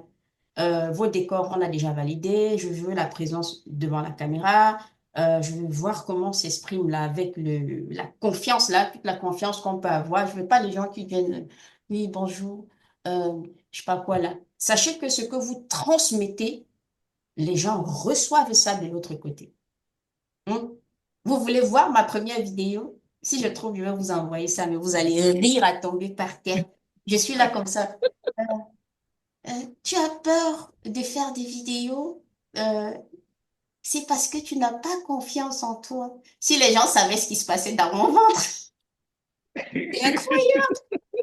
Mais je vous assure, aujourd'hui, tu me mets dans une salle de 1 million de personnes, je parle, mais ce n'était pas possible avant. Donc, c'est possible pour tout le monde, OK? Allez, on va avancer. Paulette, je peux vraiment vous croire parce que depuis un certain temps, moi-même, je dis que je veux me lancer sur TikTok pour faire les lives. Je n'arrive pas, j'ai toujours peur. Je me pose la question, qu'est-ce que. Donc, Euh, quand tu dis comme ça, là, ça m'amuse seulement. Je me dis que tout le monde, c'est pareil. On a la peur. oui, On se oui. pose les questions. Beaucoup de gens vont nous regarder. Peut-être ils vont se moquer. Beaucoup plus, c'est les moqueries. On se dit qu'on ne connaît rien. Est-ce que tu sais que ce truc-là, c'est comme ça ce que tu penses de toi-même? Et oui, ils Est-ce que tu s'affreignent. sais que ce que tu crois que les gens vont penser, c'est exactement ce que toi, tu es en train de penser de toi et tu te dis que les autres vont le voir? Et oui, C'est vrai, je peux renforcer là-dessus. Pourquoi? Parce que ça fait un moment, il y a des personnes qui sont venues me voir pour que je leur partage, je fais dans la gestion du projet, pour que je leur partage mon expérience de la gestion du projet. Et unanimement, après, tout le monde me dit, mais tu devrais enseigner. Et je n'ai jamais pensé à ça dans ma vie. C'est la raison pour laquelle je suis dans ce pour aller chercher des outils. Mais ils m'ont tellement mis en confiance que moi, je me rends compte que je ne croyais pas en moi. Donc, moi, je ne me sentais jamais capable, en fait. Mhm. Mais c'est ce que ouais. les autres me disent finalement qui me rassurent, même que oui, tu peux le faire, oui, c'est bien, oui, vraiment, tu peux le faire bien. Mais c'est vrai, je te rejoins totalement. On est nombreux à avoir notre peur dans le ventre, on a peur de se lancer, on a peur des retours des gens. Mais je pense qu'au final, c'est nous-mêmes qui ne croyons pas suffisamment. Ça, c'est ça, c'est vrai. On se dit qu'on n'est pas capable, on se dit... euh, moi, j'aime bien dire les choses par rapport à ce que j'ai traversé, moi. Donc, par rapport à ce qui s'est passé au fond de moi. Et pourtant, je formais les gens, hein. J'arrivais à faire les gens dépasser des limites et tout, mais personne ne pouvait savoir qu'en fait, ce que je transmettais, c'est ce qui s'est passé en moi, en fait. Et c'est incroyable. Retenez juste que c'est passager. Peu importe si parmi vous, il y en a qui ont ce problème-là, sortez de là. Et la deuxième chose, sachez que, contrairement à ce qu'on pense, je l'ai déjà dit plusieurs fois, les gens sont égoïstes. Ça veut dire quoi? Ce qui les intéresse, c'est dans tout ce que tu veux bavader ou faire là. Je gagne quoi dedans? Tu m'apportes quoi? Tu crois qu'ils sont en train de te voir, de regarder? Non, c'est pas ça. Ceci, bien sûr, le problème peut venir où tu parles d'un sujet que tu ne maîtrises rien et tu divagues dans tous les sens, d'accord? Ça, c'est vraiment la seule limite. Sinon, non, les gens veulent savoir ce que tu vas leur dire. C'est tout. Et il y a même une dimension où, quand tu parles des choses où tu mélanges avec ton expérience personnelle, pourquoi tu as peur que les gens vont te juger? Mais qui va venir dire que tu manques si tu dis que c'est ton expérience? Il était là quand tu traversais ton truc. Tu t'en fous. Euh, et puis, en général, on connaît toujours quelque chose. Dès que tu as l'idée de venir transmettre sur quelque chose, c'est parce que tu connais. Et il faut se dire qu'on est capable. Moi, pendant des années, il y a eu plein de choses, entre autres, un contexte familial et pas mal de choses qui ont fait que, bah, je connais tellement de choses et je pense que nous sommes nombreux comme ça. Des gens qui sont tellement doués, mais tu doutes parce que t'as pas été dans un environnement qui a permis de pousser ça. Et t'as pas confiance. Et ce sont les autres qui te disent, mais est-ce que tu te rends compte de ce que tu représentes, de la capacité que tu as? Et ce sont les autres qui le voient, en fait. À partir du moment où une seule personne vous dit ça, peu importe, sur un petit pan, en fait, d'un truc, sachez que vous tenez quelque chose et il faut y aller. Dans tes lives, là, demain soir, tu nous balances un live. Il faut pas viser la C'est ça. perfection. Et tu mets le Et lien du live dans le et tu groupe. nous tags. exact, on sera là. Au moins, s'il y a, si on sera, au moins, tu pourras compter sur nous tous là. C'est-à-dire que si on est 10, tu as au moins 10 abonnés qui vont te regarder. On sera là, tu peux même nous inviter, on va monter. C'est aussi pour ça qu'on est ensemble, hein. Vous allez voir par la suite, on va s'encourager les uns et les autres et vous allez rejoindre après la promotion d'avant. Il faut y aller, t'inquiète pas, ça va aller. Madame, je vais devoir m'excuser. Je dois Vas-y, courir on vers va le enregistrer boulot. la suite, tu pourras Ouais, regarder en ouais, replay. ouais. Comme c'est enregistré, je vais chercher à me rattraper plus tard. Ça marche, ok? Ok. Essaye Les juste membres, du courage, hein? de faire les consignes que j'ai données. Il y a pas de gros travail cette semaine, mais il y a beaucoup d'informations à capter, ok? Donc, dès D'accord. demain, tout le monde aura accès et il va falloir commencer à regarder. Et Ok, d'accord. ajoute tout ton problème. Ok, salut tout le monde. Salut. Ok, Salut! bien. Ok, on va maintenant basculer sur la partie YouTube. Voilà, très bien. Et continuez de vous, pour finir sur cette histoire de technique, comme je disais, continuez de vous exercer, filmez-vous, mettez dans le groupe, ok? Et on continue un peu de... Voilà, c'est une compétence qu'on a commencé à avoir qui va s'aiguiser avec le temps et nous allons embrayer sur autre chose. Alors, nous allons parler maintenant de l'algorithme de YouTube. Alors, d'après vous, c'est quoi un algorithme?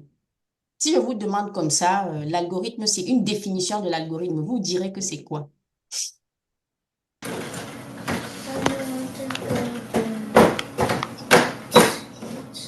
C'est pas qui t'a parlé, hein, il n'y a pas de souci. D'après vous, c'est quoi l'algorithme?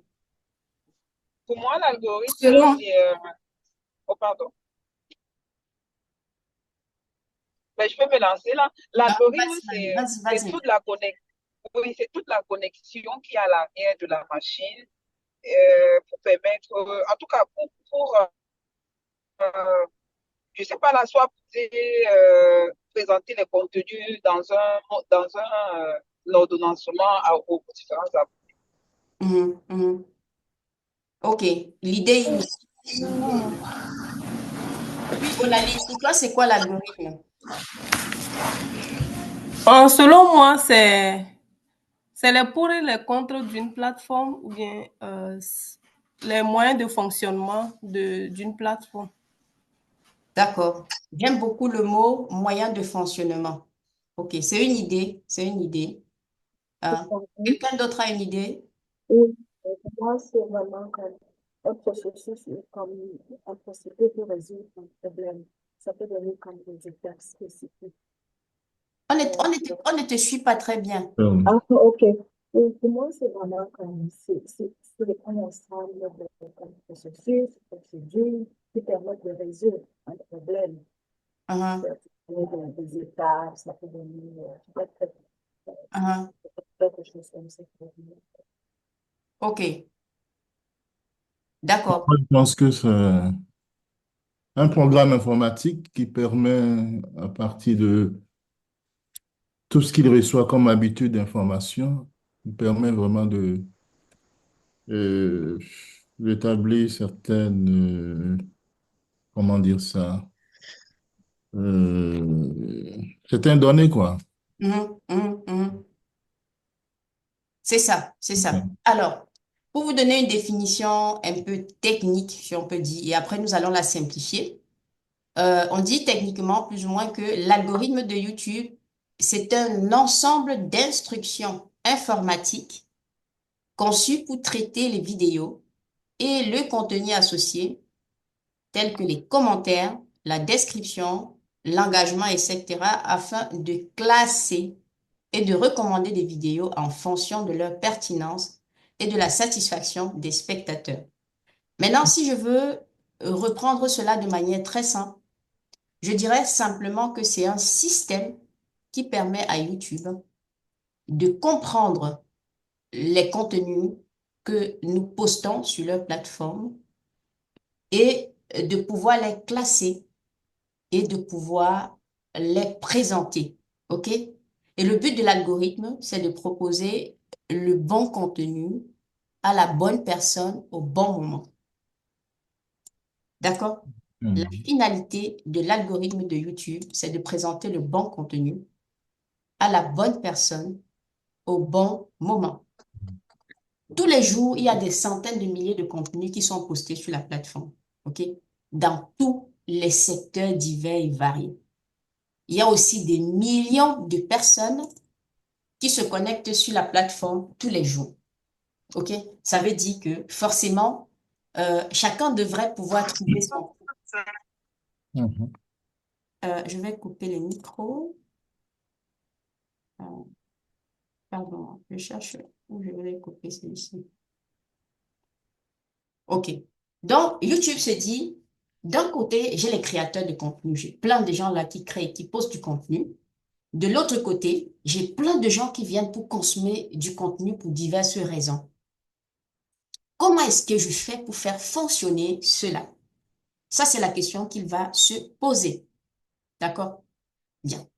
Comment je fais pour savoir que Paulette, là, elle aime du contenu pour comprendre ce qu'elle aime?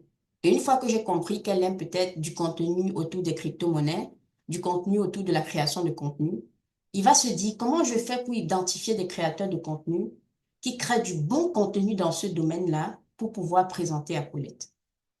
Ainsi de suite. OK? Et pourquoi est-ce qu'il fait ça? Parce que son modèle économique tourne autour de ça. Comment YouTube fait pour gagner de l'argent?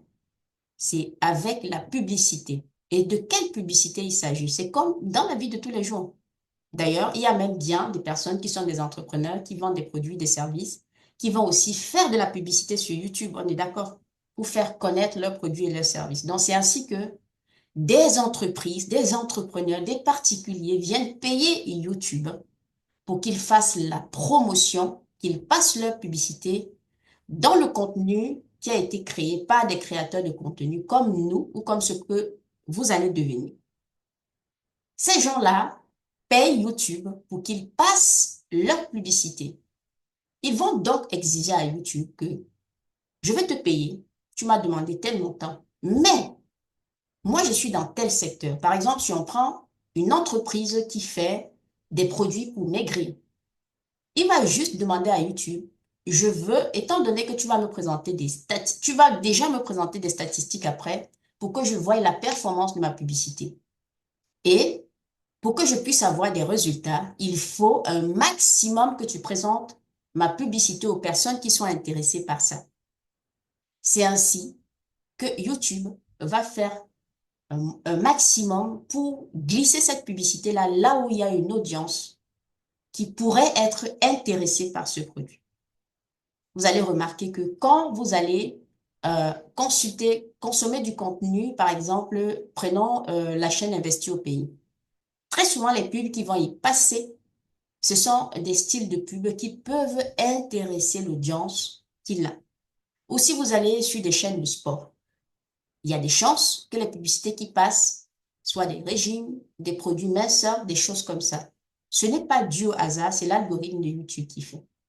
Maintenant, ils reçoivent de l'argent de la part des annonceurs et ils partagent ce revenu avec nous qui sommes des créateurs de contenu. OK? Donc, le modèle économique, c'est vraiment du partage de revenus. Maintenant, pour faire ça, pour être efficace et satisfaire tout le monde, YouTube a besoin de comprendre qui nous sommes. Qui nous sommes en tant que créateurs de contenu et en tant que chaîne. Qu'est-ce que nous proposons? Est-ce qu'il y a une cohérence dans le contenu que nous proposons? D'accord? Et c'est sur la base de ça, et il va aussi chercher à savoir, est-ce que le contenu que nous proposons est intéressant? Est-ce que c'est un contenu qui plaît? Parce que lui, son intérêt, pour que les publicités soient efficaces, très souvent, vous avez remarqué qu'il y a des coupures dans une vidéo. Et plus la vidéo est longue, plus il y a de publicité à l'intérieur. Donc, plus la vidéo est intéressante, plus il y a des chances que les gens regardent jusqu'au bout et eux, ils ont largement le temps de placer plusieurs coupures publicitaires. Et plus c'est intéressant et plus les gens regardent longtemps, ça leur envoie deux indications. Les annonceurs vont être contents parce que les stats vont être bien. Et ils ont aussi besoin de faire grandir leur plateforme et d'être leader ou de prendre une part de marché la plus grosse possible. Parce que toutes les plateformes de réseaux sociaux se battent pour l'audience. De la même manière que nous, à notre niveau, on se bat pour avoir une audience sur notre propre chaîne, les plateformes de médias sociaux se battent aussi pour attirer l'audience chez eux. L'intérêt des plateformes, c'est quoi? C'est que les gens passent le maximum de temps possible. Peu importe le réseau social, c'est le même principe. TikTok, Instagram, YouTube, LinkedIn, partout, c'est pareil. Et c'est donc pour ça qu'ils vont récompenser les créateurs de contenu qui vont faire du bon contenu. Alors, comment YouTube fait pour savoir que notre contenu plaît? Et c'est ça le nerf de la guerre. Je vous l'avais dit en masterclass pour ceux qui étaient là. Comment il fait pour savoir qu'un contenu est bon? Et j'avais dit, on a dit tout à l'heure que l'algorithme, ce sont des programmes informatiques. C'est pas un être humain, ok? Ça veut dire qu'il va s'appuyer sur des indicateurs pour pouvoir euh, comprendre, sur des métriques pour pouvoir analyser et savoir si ça va dans la bonne direction ou pas. La question, c'est quels sont les indicateurs que YouTube va regarder? Le premier indicateur, c'est la durée de visionnage d'une vidéo. Mais il y a aussi la durée de visionnage de session. C'est deux choses. Il va mesurer le temps la proportion de temps que les gens vont regarder un contenu. Comme je dis souvent, plus quelqu'un va regarder une vidéo longtemps, plus jusqu'à la fin, idéalement, plus la majorité de personnes regardent la vidéo jusqu'à la fin, plus YouTube sait que c'est bien. Mais il y a aussi un deuxième indicateur qu'il va regarder. On appelle ça le temps de visionnage de session. Il va aussi regarder combien de temps en moyenne quelqu'un dure sur ta chaîne. C'est pour ça que non seulement on veut qu'on regarde nos vidéos longtemps, mais on veut aussi trouver des petits stratagèmes pour faire que quelqu'un regarde une vidéo, après il regarde une autre, après il regarde une autre, après il regarde une autre, ainsi de suite. Vous comprenez? Il y a ces deux indicateurs-là qui sont extrêmement importants.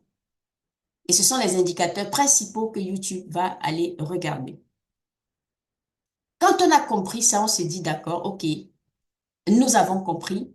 Euh, Comment donc je vais faire pour que YouTube puisse regarder longtemps, pour que les gens puissent regarder longtemps ma vidéo? Comment je vais faire pour ceci? Comment je vais faire pour cela? Comment? Les autres indicateurs qu'il va regarder, c'est, il y a la durée de visionnage, c'est tout ce qui est interaction autour de notre vidéo. Ce sont les commentaires, ce sont les partages et ce sont les likes. D'accord? Il va regarder la quantité de personnes qui laissent un commentaire. Ça veut dire que le contenu est bon, les gens, ils apprécient, ok, ils interagissent. Ça, c'est un. Il va voir le nombre de personnes qui vont laisser des likes. Il va voir ainsi de suite, ainsi de suite. Maintenant, au niveau du système de recommandation des vidéos. Alors, qu'est-ce qui se passe au niveau du système de recommandation des vidéos? Alors, YouTube comment est-ce qu'il procède pour nous recommander des vidéos? Là, je vais vous partager maintenant l'écran pour que vous puissiez voir.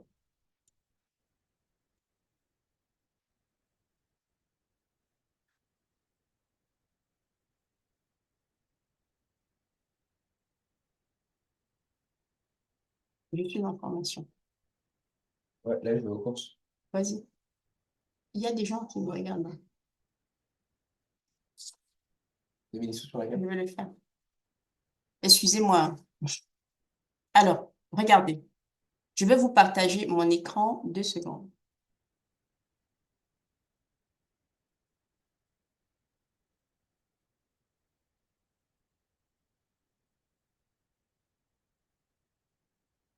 Allez, c'est parti.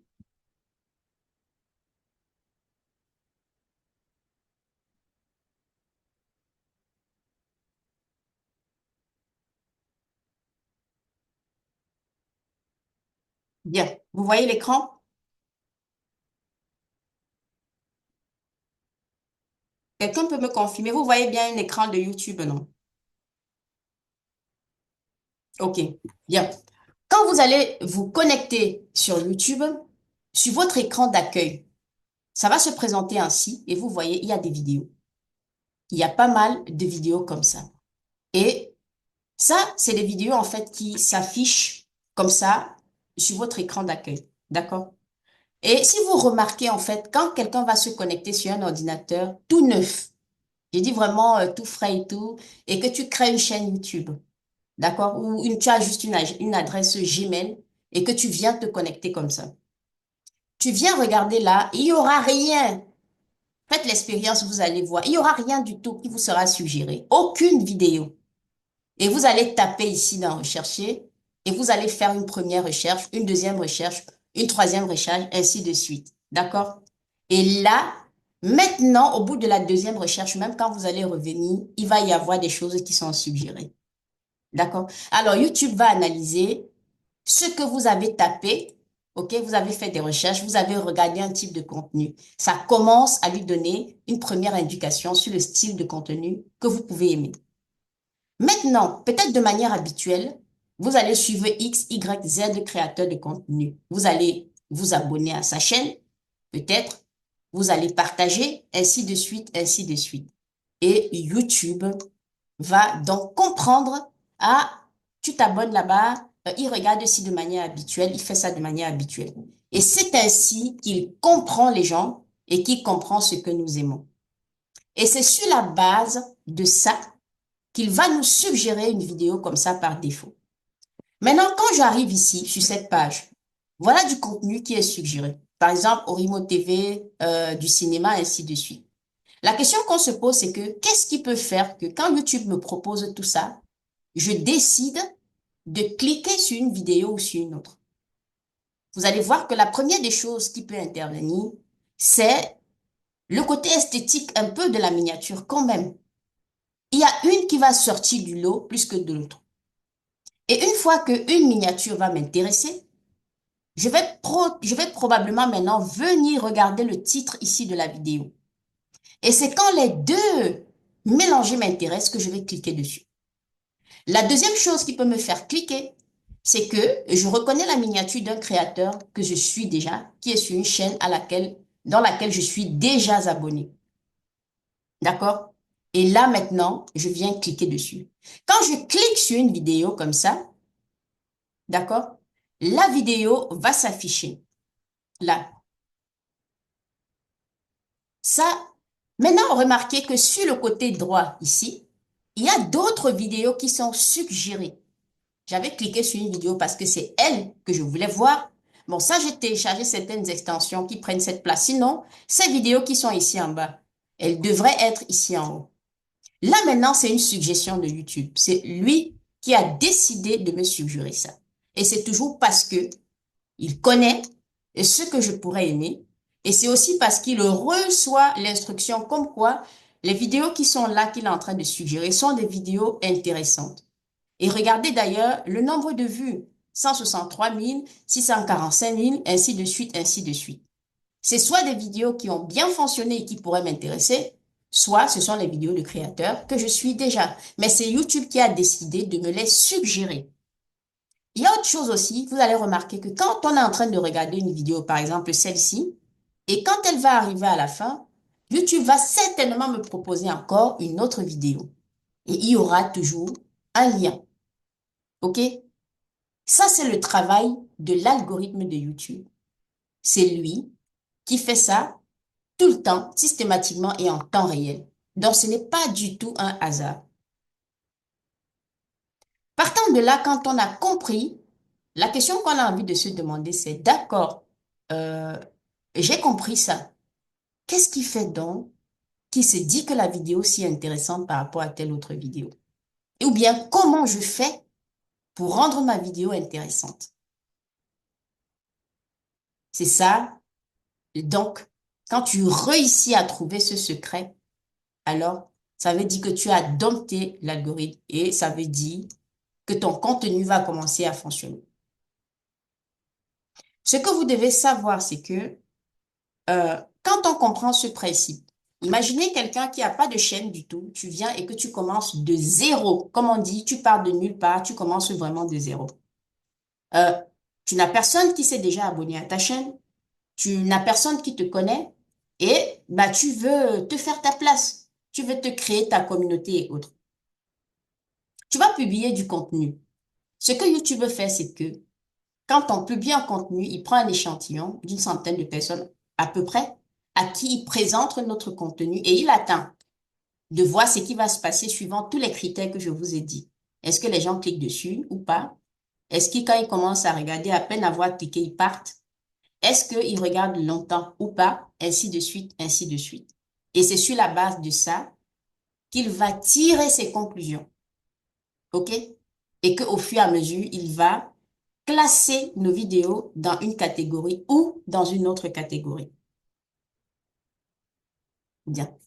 Tu te dis maintenant, d'accord, j'ai compris. Et quand les 100 personnes là, si la réaction elle est positive, il va encore prendre un échantillonnage de personnes qui est beaucoup plus grand et il fait la même chose. Si c'est positif, il reprend un autre échantillonnage de personnes. Si c'est positif, c'est comme ça qu'on rentre dans le mécanisme de la viralité. Et ainsi, il va proposer ta vidéo à de plus en plus de personnes et il va permettre aux gens de te découvrir. Mais quand tu n'as personne qui est abonné à ta chaîne, il va les prendre un peu au hasard, mais pas vraiment au hasard. Au hasard dans le sens où tu n'as pas d'abonnés, mais pas tellement au hasard parce qu'il transcrit ta vidéo pour essayer de comprendre ce que tu dis afin d'aller identifier les personnes au hasard à qui il va proposer les vidéos. Puis tu commences à avoir des abonnés qui arrivent au fur et à mesure. Au fur et à mesure que tu as des abonnés qui arrivent, il prend maintenant cet échantillonnage-là de personnes sur tes abonnés. Il prend si tu as déjà 100 abonnés, il peut proposer aux 100 abonnés. Si tu en as 200, il propose ainsi de suite. Et il attend, il croise les bras et il voit ce qui se passe. Et en fonction de ça, il sait s'il continue à proposer ton contenu à quelqu'un ou s'il arrête tout de suite. C'est pour ça que je voudrais faire le lien avec la notion de niche. Beaucoup de personnes me demandent, Paulette, est-ce que tu penses que c'est intéressant quand je commence ma chaîne YouTube de me nicher, de ne pas m'étendre et de parler juste d'un secteur? Ou est-ce que ce ne serait pas plus intéressant de parler de plusieurs choses en même temps pour me donner le maximum de chances d'avoir des vues? Avec ce que je viens de vous expliquer, je crois que vous commencez à avoir des petits éléments de réponse. Il ne faut pas trop s'étendre dans sa niche. Pourquoi? Si quelqu'un s'abonne à toi parce que il connaît le style de contenu que tu fais, il connaît les problématiques que tu résous, que tu traites dans ta chaîne, c'est pour ça qu'il s'abonne. Imaginez quelqu'un qui a une chaîne de cuisine. Je viens, aujourd'hui, tu me montres la recette du gâteau au chocolat, demain, tu me montres la recette de ceci, après-demain, tu me montres la recette de cela, et ainsi de suite. OK? On te montre des recettes et des recettes. Le lendemain, je viens sur la même chaîne et tu m'as fait un tuto de bricolage. Tu m'as fait un tuto de vlog de voyage. Mais moi, ça ne m'intéresse pas. Je ne me suis pas abonnée à ta chaîne pour ça. Soit je ne clique pas dessus, soit je clique quand même dessus pour voir. Ça ne m'intéresse pas trop, je m'en vais. Alors, quel signal tu es comme ça en train d'envoyer à l'algorithme de YouTube? Il a proposé ta vidéo comme d'habitude à un échantillonnage de personnes, mais ils n'aiment pas. Donc, c'est pas intéressant. Et très vite, il va arrêter de proposer tes vidéos. Bon. Quand je dis aussi ça, on me dit, oui, mais regarde Marthe Karine, regarde ci, regarde ça. Je dis, ce que je suis en train de dire est valable au début. Si vous prenez les personnes qui ont émergé aujourd'hui et que vous allez dans leur chaîne, vous regardez le début de ce qu'ils proposaient comme contenu, vous allez vous rendre compte qu'à un moment ou à un autre, ils ont dû respecter cela. Et à un moment, ils arrivent au niveau de l'influence. L'influence, c'est quoi? Tu as déjà eu le temps de délivrer tellement de contenu à des gens qui se sont attachés à ta personne. Ils s'attachent à toi et à qui tu es. Et ils t'aiment même comme un membre de leur famille. Là, ça commence à devenir différent. À ce moment, tu peux les entraîner sur des thématiques beaucoup plus larges. Ils vont te suivre parce que tu es rentré dans l'influence. À ce moment-là, tu deviens un influenceur. OK? Et tu peux maintenant te permettre de parler de plein d'autres choses. Il n'y a que des avantages, en fait. En tout cas, il y a beaucoup d'avantages à se nicher dès le départ. Parce que oui, c'est plus facile de faire comprendre à l'algorithme de YouTube qui tu es, qu'est-ce que tu fais, à qui tu t'adresses, d'accord? C'est plus facile de fédérer et de fidéliser une petite communauté autour de toi. Et c'est ainsi plus facile aussi de grandir avec cohérence. Maintenant, pour ceux qui veulent proposer des services, des accompagnements, des coachings, des formations, qui veulent vendre ci, vendre ça, souvent vous vendez aussi à une personne en particulier.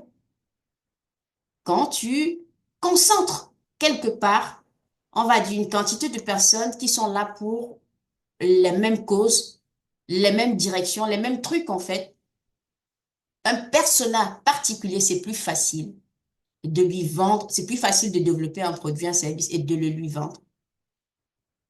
Ça n'a que des avantages. La plupart des gens se disent que plus je parle à un grand nombre de personnes, plus potentiellement je peux avoir plein de clients.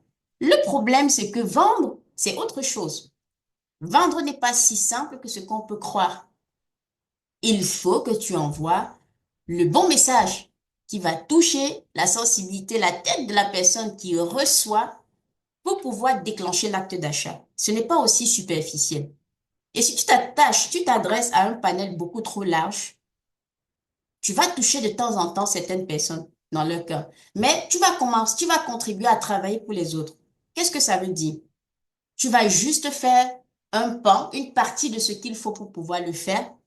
Et ce sont tes concurrents, en fait, qui vont compléter l'information qu'il fallait pour pouvoir les convaincre et leur vendre des produits et des services. Il n'y a que des avantages à se nicher quand on commence.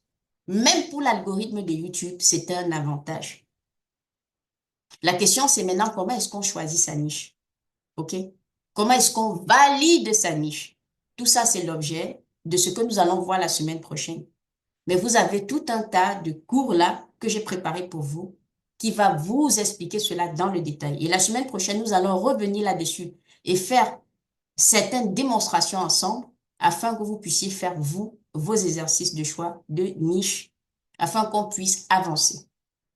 Je pense que parmi vous, il y a des gens qui savent déjà ce qu'ils vont faire. Surtout ceux qui ont déjà une activité à côté et qui aujourd'hui cherchent juste à construire une audience autour d'eux pour pouvoir vendre ça.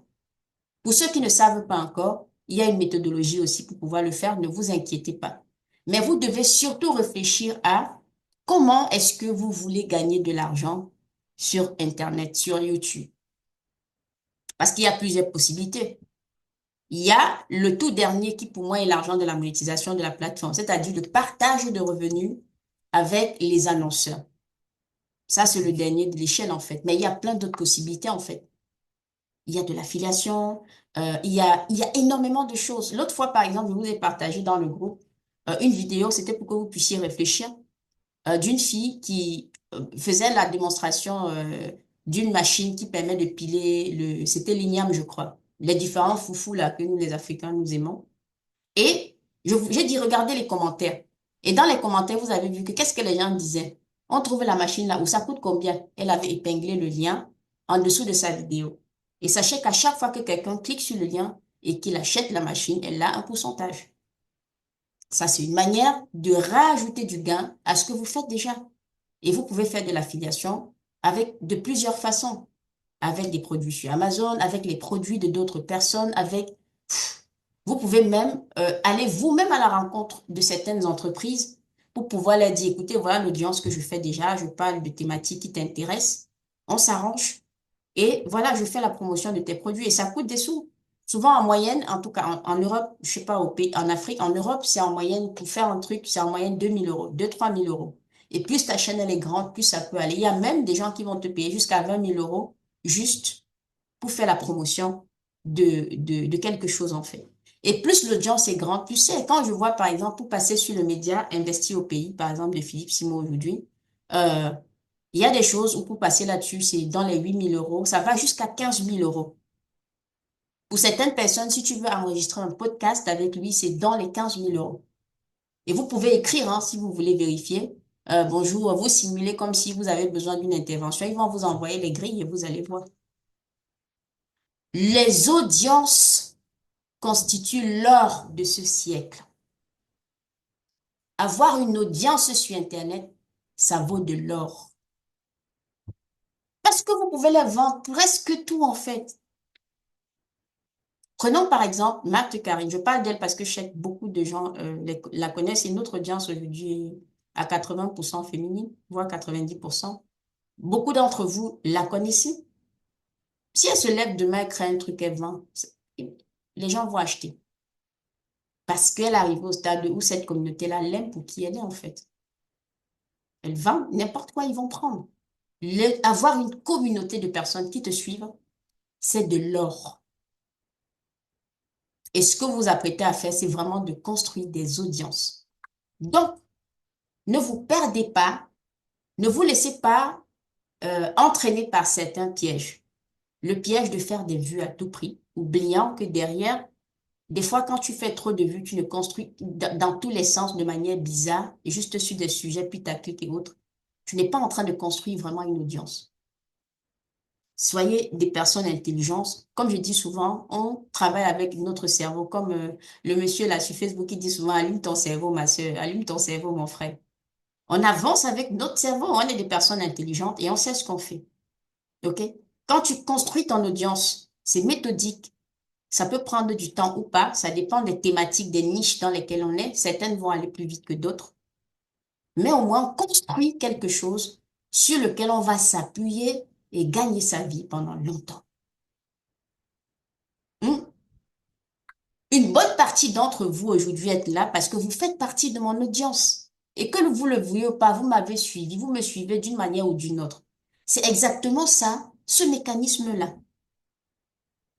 Et c'est ce que vous vous apprêtez à faire. Parmi vous, ce soir, j'ai des gens à qui j'ai déjà vendu plusieurs produits. Et c'est parce que il y a la notion de l'audience. Et dites-vous qu'une audience n'est jamais petite. Quand on commence, on ne se compare pas à quelqu'un qui est là depuis 2 ans, depuis 3 ans, depuis 4 ans, depuis 5 ans.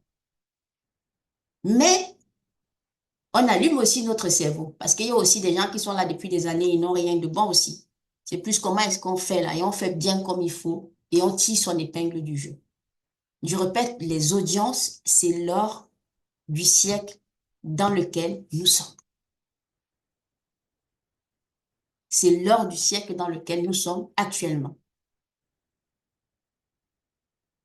OK? Bien. Donc, pour résumer cette histoire d'algorithme, c'est simple. C'est le système qui permet à YouTube de comprendre notre contenu et de le recommander aux bonnes personnes, de dispatcher notre contenu, de le partager. Et il s'appuie sur du contenu qu'il considère comme étant du bon contenu. Et comme ce n'est pas un être humain et que c'est un algorithme informatique, il s'appuie sur des métriques, des indicateurs. La durée de visionnage vidéo, OK? Il va s'appuyer sur tout ce qui est like, tout ce qui est commentaire, tout ce qui est partage, bref, les interactions. Et c'est un mélange de tout ça qu'il fait qu'il présente un échantillonnage qui est de plus en plus grand. Et ça va jusqu'à ce que ça commence à s'essouffler et les vues ralentissent. On n'oublie pas que ce qui va attirer les gens sur notre contenu au départ, c'est le titre et la miniature. Donc, c'est important de comprendre comment on fait une bonne miniature. Ça, on le verra. De comprendre comment est-ce qu'on écrit un bon titre. Ça aussi, on le verra. Et pour maintenir quelqu'un le plus longtemps possible avec notre vidéo, il y a des méthodes. Ça aussi, on va le voir dans le chapitre de l'écriture du script pour une vidéo. OK? Et vous allez vous efforcer de manière un peu scolaire au début et au fur et à mesure, vous allez capter ce truc-là dans votre tête et ça va venir, et ça va venir, et ça va venir. Et votre personnalité va sortir. Mais ne perdez pas de vue Pourquoi est-ce que je me lance sur YouTube et comment est-ce que je vais gagner de l'argent? Ça, c'est les questions fondamentales que vous devez vous poser dès le départ parce que tout va découler de là. Votre stratégie de contenu va découler de là. Si quelqu'un est là parce qu'il veut seulement être visible, il est obligé de se lancer dans une niche et, et traiter des sujets de contenu qui vont faire beaucoup de vues. On sait tous, hein, si tu t'assois, tu commences à parler du Balthazar et autres, ce style de contenu, bah, ça va faire des vues. OK? Ça va faire beaucoup de vues et attirer du monde, on sait. Mais si tu fais ça parce que derrière, tu veux vendre tes produits minceurs, tu auras 1 million de vues et tu vas faire un chiffre d'affaires minable. C'est comme ça. C'est pour ça que c'est important de se décider dès le départ, je vais vers où? Et on construit tout maintenant en fonction de ça. Celui qui décide de faire du contenu, qui va faire uniquement de vues, il y a aussi des débouchés. Tu sais que c'est pour l'influence, pour éventuellement peut-être avoir des contrats avec des entreprises qui veulent bien, des entrepreneurs qui veulent bien pour parler de leur truc et avoir un peu de visibilité, c'est tout. Et aussi à maximiser l'argent de la monétisation des plateformes. Par contre, si tu as un produit, un service que tu vends, ça vaut le coup de cibler un peu le truc. OK? Et il y a aussi la notion de quel est l'impact que je voudrais. Est-ce que je suis quelqu'un qui va avoir de l'impact ou pas sur les autres? Ça compte aussi. Ça, il faut voir. Et si jamais on veut avoir de l'impact sur les autres, ça veut dire qu'il faudrait aussi essayer de traiter un certain style de thématique. Il y a une posture, il y a une image qu'il faut essayer de renvoyer pour pouvoir impacter les gens. Il faut travailler même sur soi aussi. OK? Bien. Est-ce que vous avez des questions sur ce sujet en particulier? On a déjà dépassé l'heure. On va prendre 2 minutes pour faire le tour si vous avez deux, trois questions et on va s'arrêter. Oui, j'ai une question. Mhm. Oui, c'est Louise. C'est bon? Oui, on t'écoute. Oui, je voulais savoir par rapport au partenariat là, dont tu as parlé, il faut combien, à partir de combien d'audience on peut espérer demander, je sais pas comment tu as appelé ça, c'est pas partenariat, c'est pour les produits, pour faire la publicité d'un produit. L'affiliation, je pense. L'affiliation. L'affiliation, voilà, c'est ça, Alors, si l'affiliation. c'est l'affiliation en ce qui concerne les produits Amazon et autres, c'est pas lié à la quantité Ah, d'accord. pas lié oui, c'est pas lié à ça. C'est tes vues, ou ta capacité à drainer les personnes sur une vidéo qui va faire le travail. Parce qu'il y a Ah, même des alternatives. Tu sais, des fois, tu peux même, si tu as des liens affiliés comme ça, ce que certaines personnes font souvent, tu vas dans des groupes Facebook ou ailleurs, tu vois dans des sites comme Quora. Vous connaissez Quora? Les gens viennent là-bas poser plein de questions et tout ça. Tu prends l'IA, tu formules une réponse, tu mets le lien d'un produit, tu balances partout, tu sèmes partout. Tant que quelqu'un le clique dessus, tu vends. d'accord. Donc, c'est Ah, pas ok. lié vraiment à la quantité de personnes. Disons, c'est lié à les vues. Plus tu fais des vues, mais souvent on fait des vues qualitatives parce que c'est une vidéo que tu as traitée par rapport à un problème particulier. Et les gens qui Mhm. viennent regarder cette vidéo-là, ils ont ce problème. Donc, tu as plus de chances de faire des conversions. OK? D'accord. Ok. C'est pas lié D'accord, merci. déjà à monétiser ou pas. Par contre, Ok. si c'est que tu veux négocier avec des entreprises, par exemple, allez, tu fais des vidéos autour de la perte de poids, tu vas voir on va dire une entreprise qui vend des compléments alimentaires et autres. Qu'est-ce qu'ils vont regarder? Ils vont bien sûr regarder combien de personnes, combien d'abonnés tu as, mais ils vont surtout prendre les métriques, les statistiques à l'intérieur pour regarder d'où viennent ton Ah, audience. d'accord. Ok. Voilà, ils vont regarder tout ce genre de choses pour voir si ça correspond exactement à ce qu'ils veulent. Si je prends Ah, ok. sur ma chaîne de cinéma, OK? Là-bas, j'ai une majorité de l'audience qui est quand même africaine. Systématiquement, les gens me demandent ça. Donne-moi l'audience. Parce qu'elle fait quand même pas mal d'audience. Et ils regardent. Et quand c'est des gens qui ont du business avec l'Afrique, vous voyez, ça les Mm. intéresse fortement en fait. Parce que c'est vraiment bingo pour eux. Et ça fonctionne, je vous jure. Quand je mets les pubs, par exemple, je prends les pubs et que je découpe dans le contenu, je le mets. Les gens, ils ont des appels, ils ont des commandes. Ça fonctionne. C'est parce que c'est Ah, assez spécialisé. d'accord. S'il y a quelqu'un qui a son business, il voit que tes statistiques ne correspondent pas à ce qu'ils veulent, bah, il ne fait pas affaire avec toi. D'accord, ok. C'est toi qui insères les pubs? Dans ton contenu, tu peux, non? Vu que c'est toi qui parles, au montage, tu coupes au... Ah, d'accord. Ok, ok. Ouais, tu Ok, fais ce que tu veux, ouais. ok, merci. Mm. Et ça fonctionne très bien. Ah, Madame Paulette, c'est nous qui insérons le contenu, les pubs.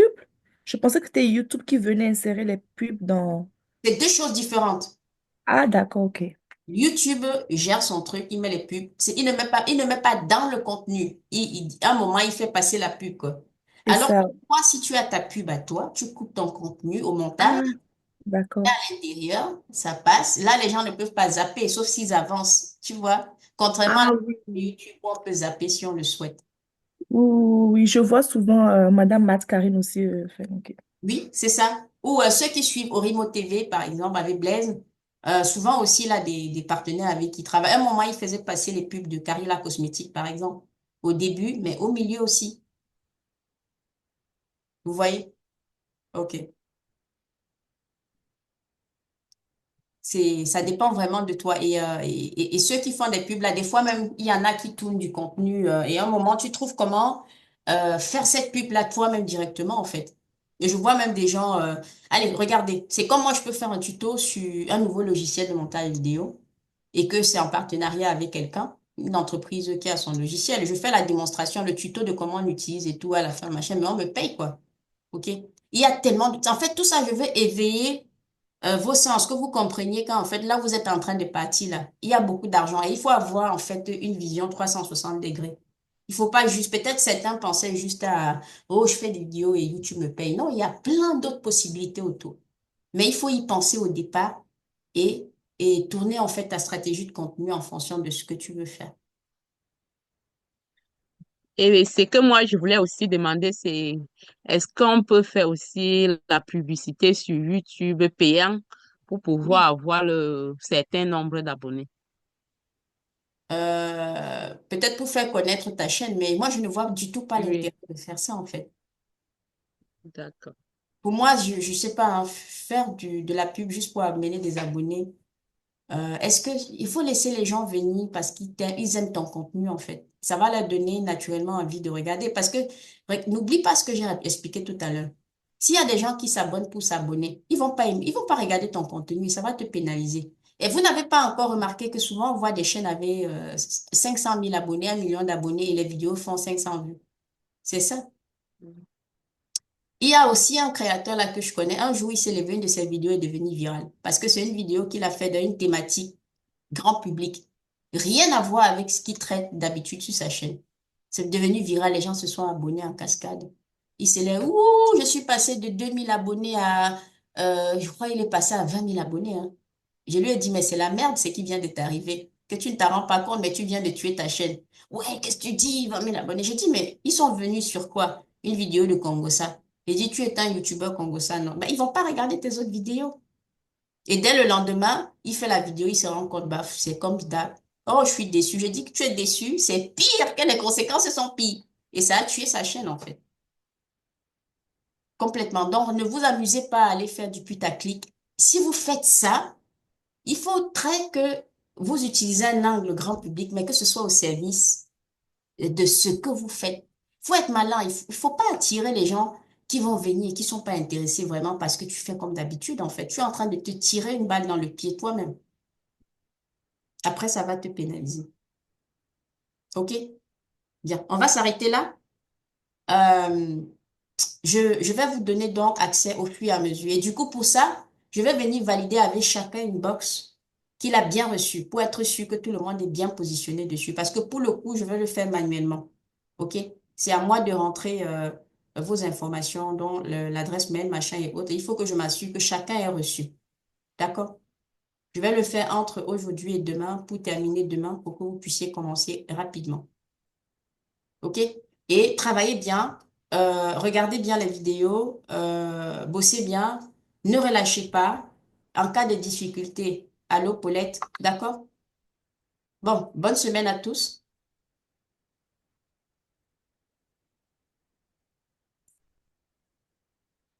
OK, alors, très bien. Merci, bonne semaine, Paulette. OK, ciao. Merci, bonne semaine.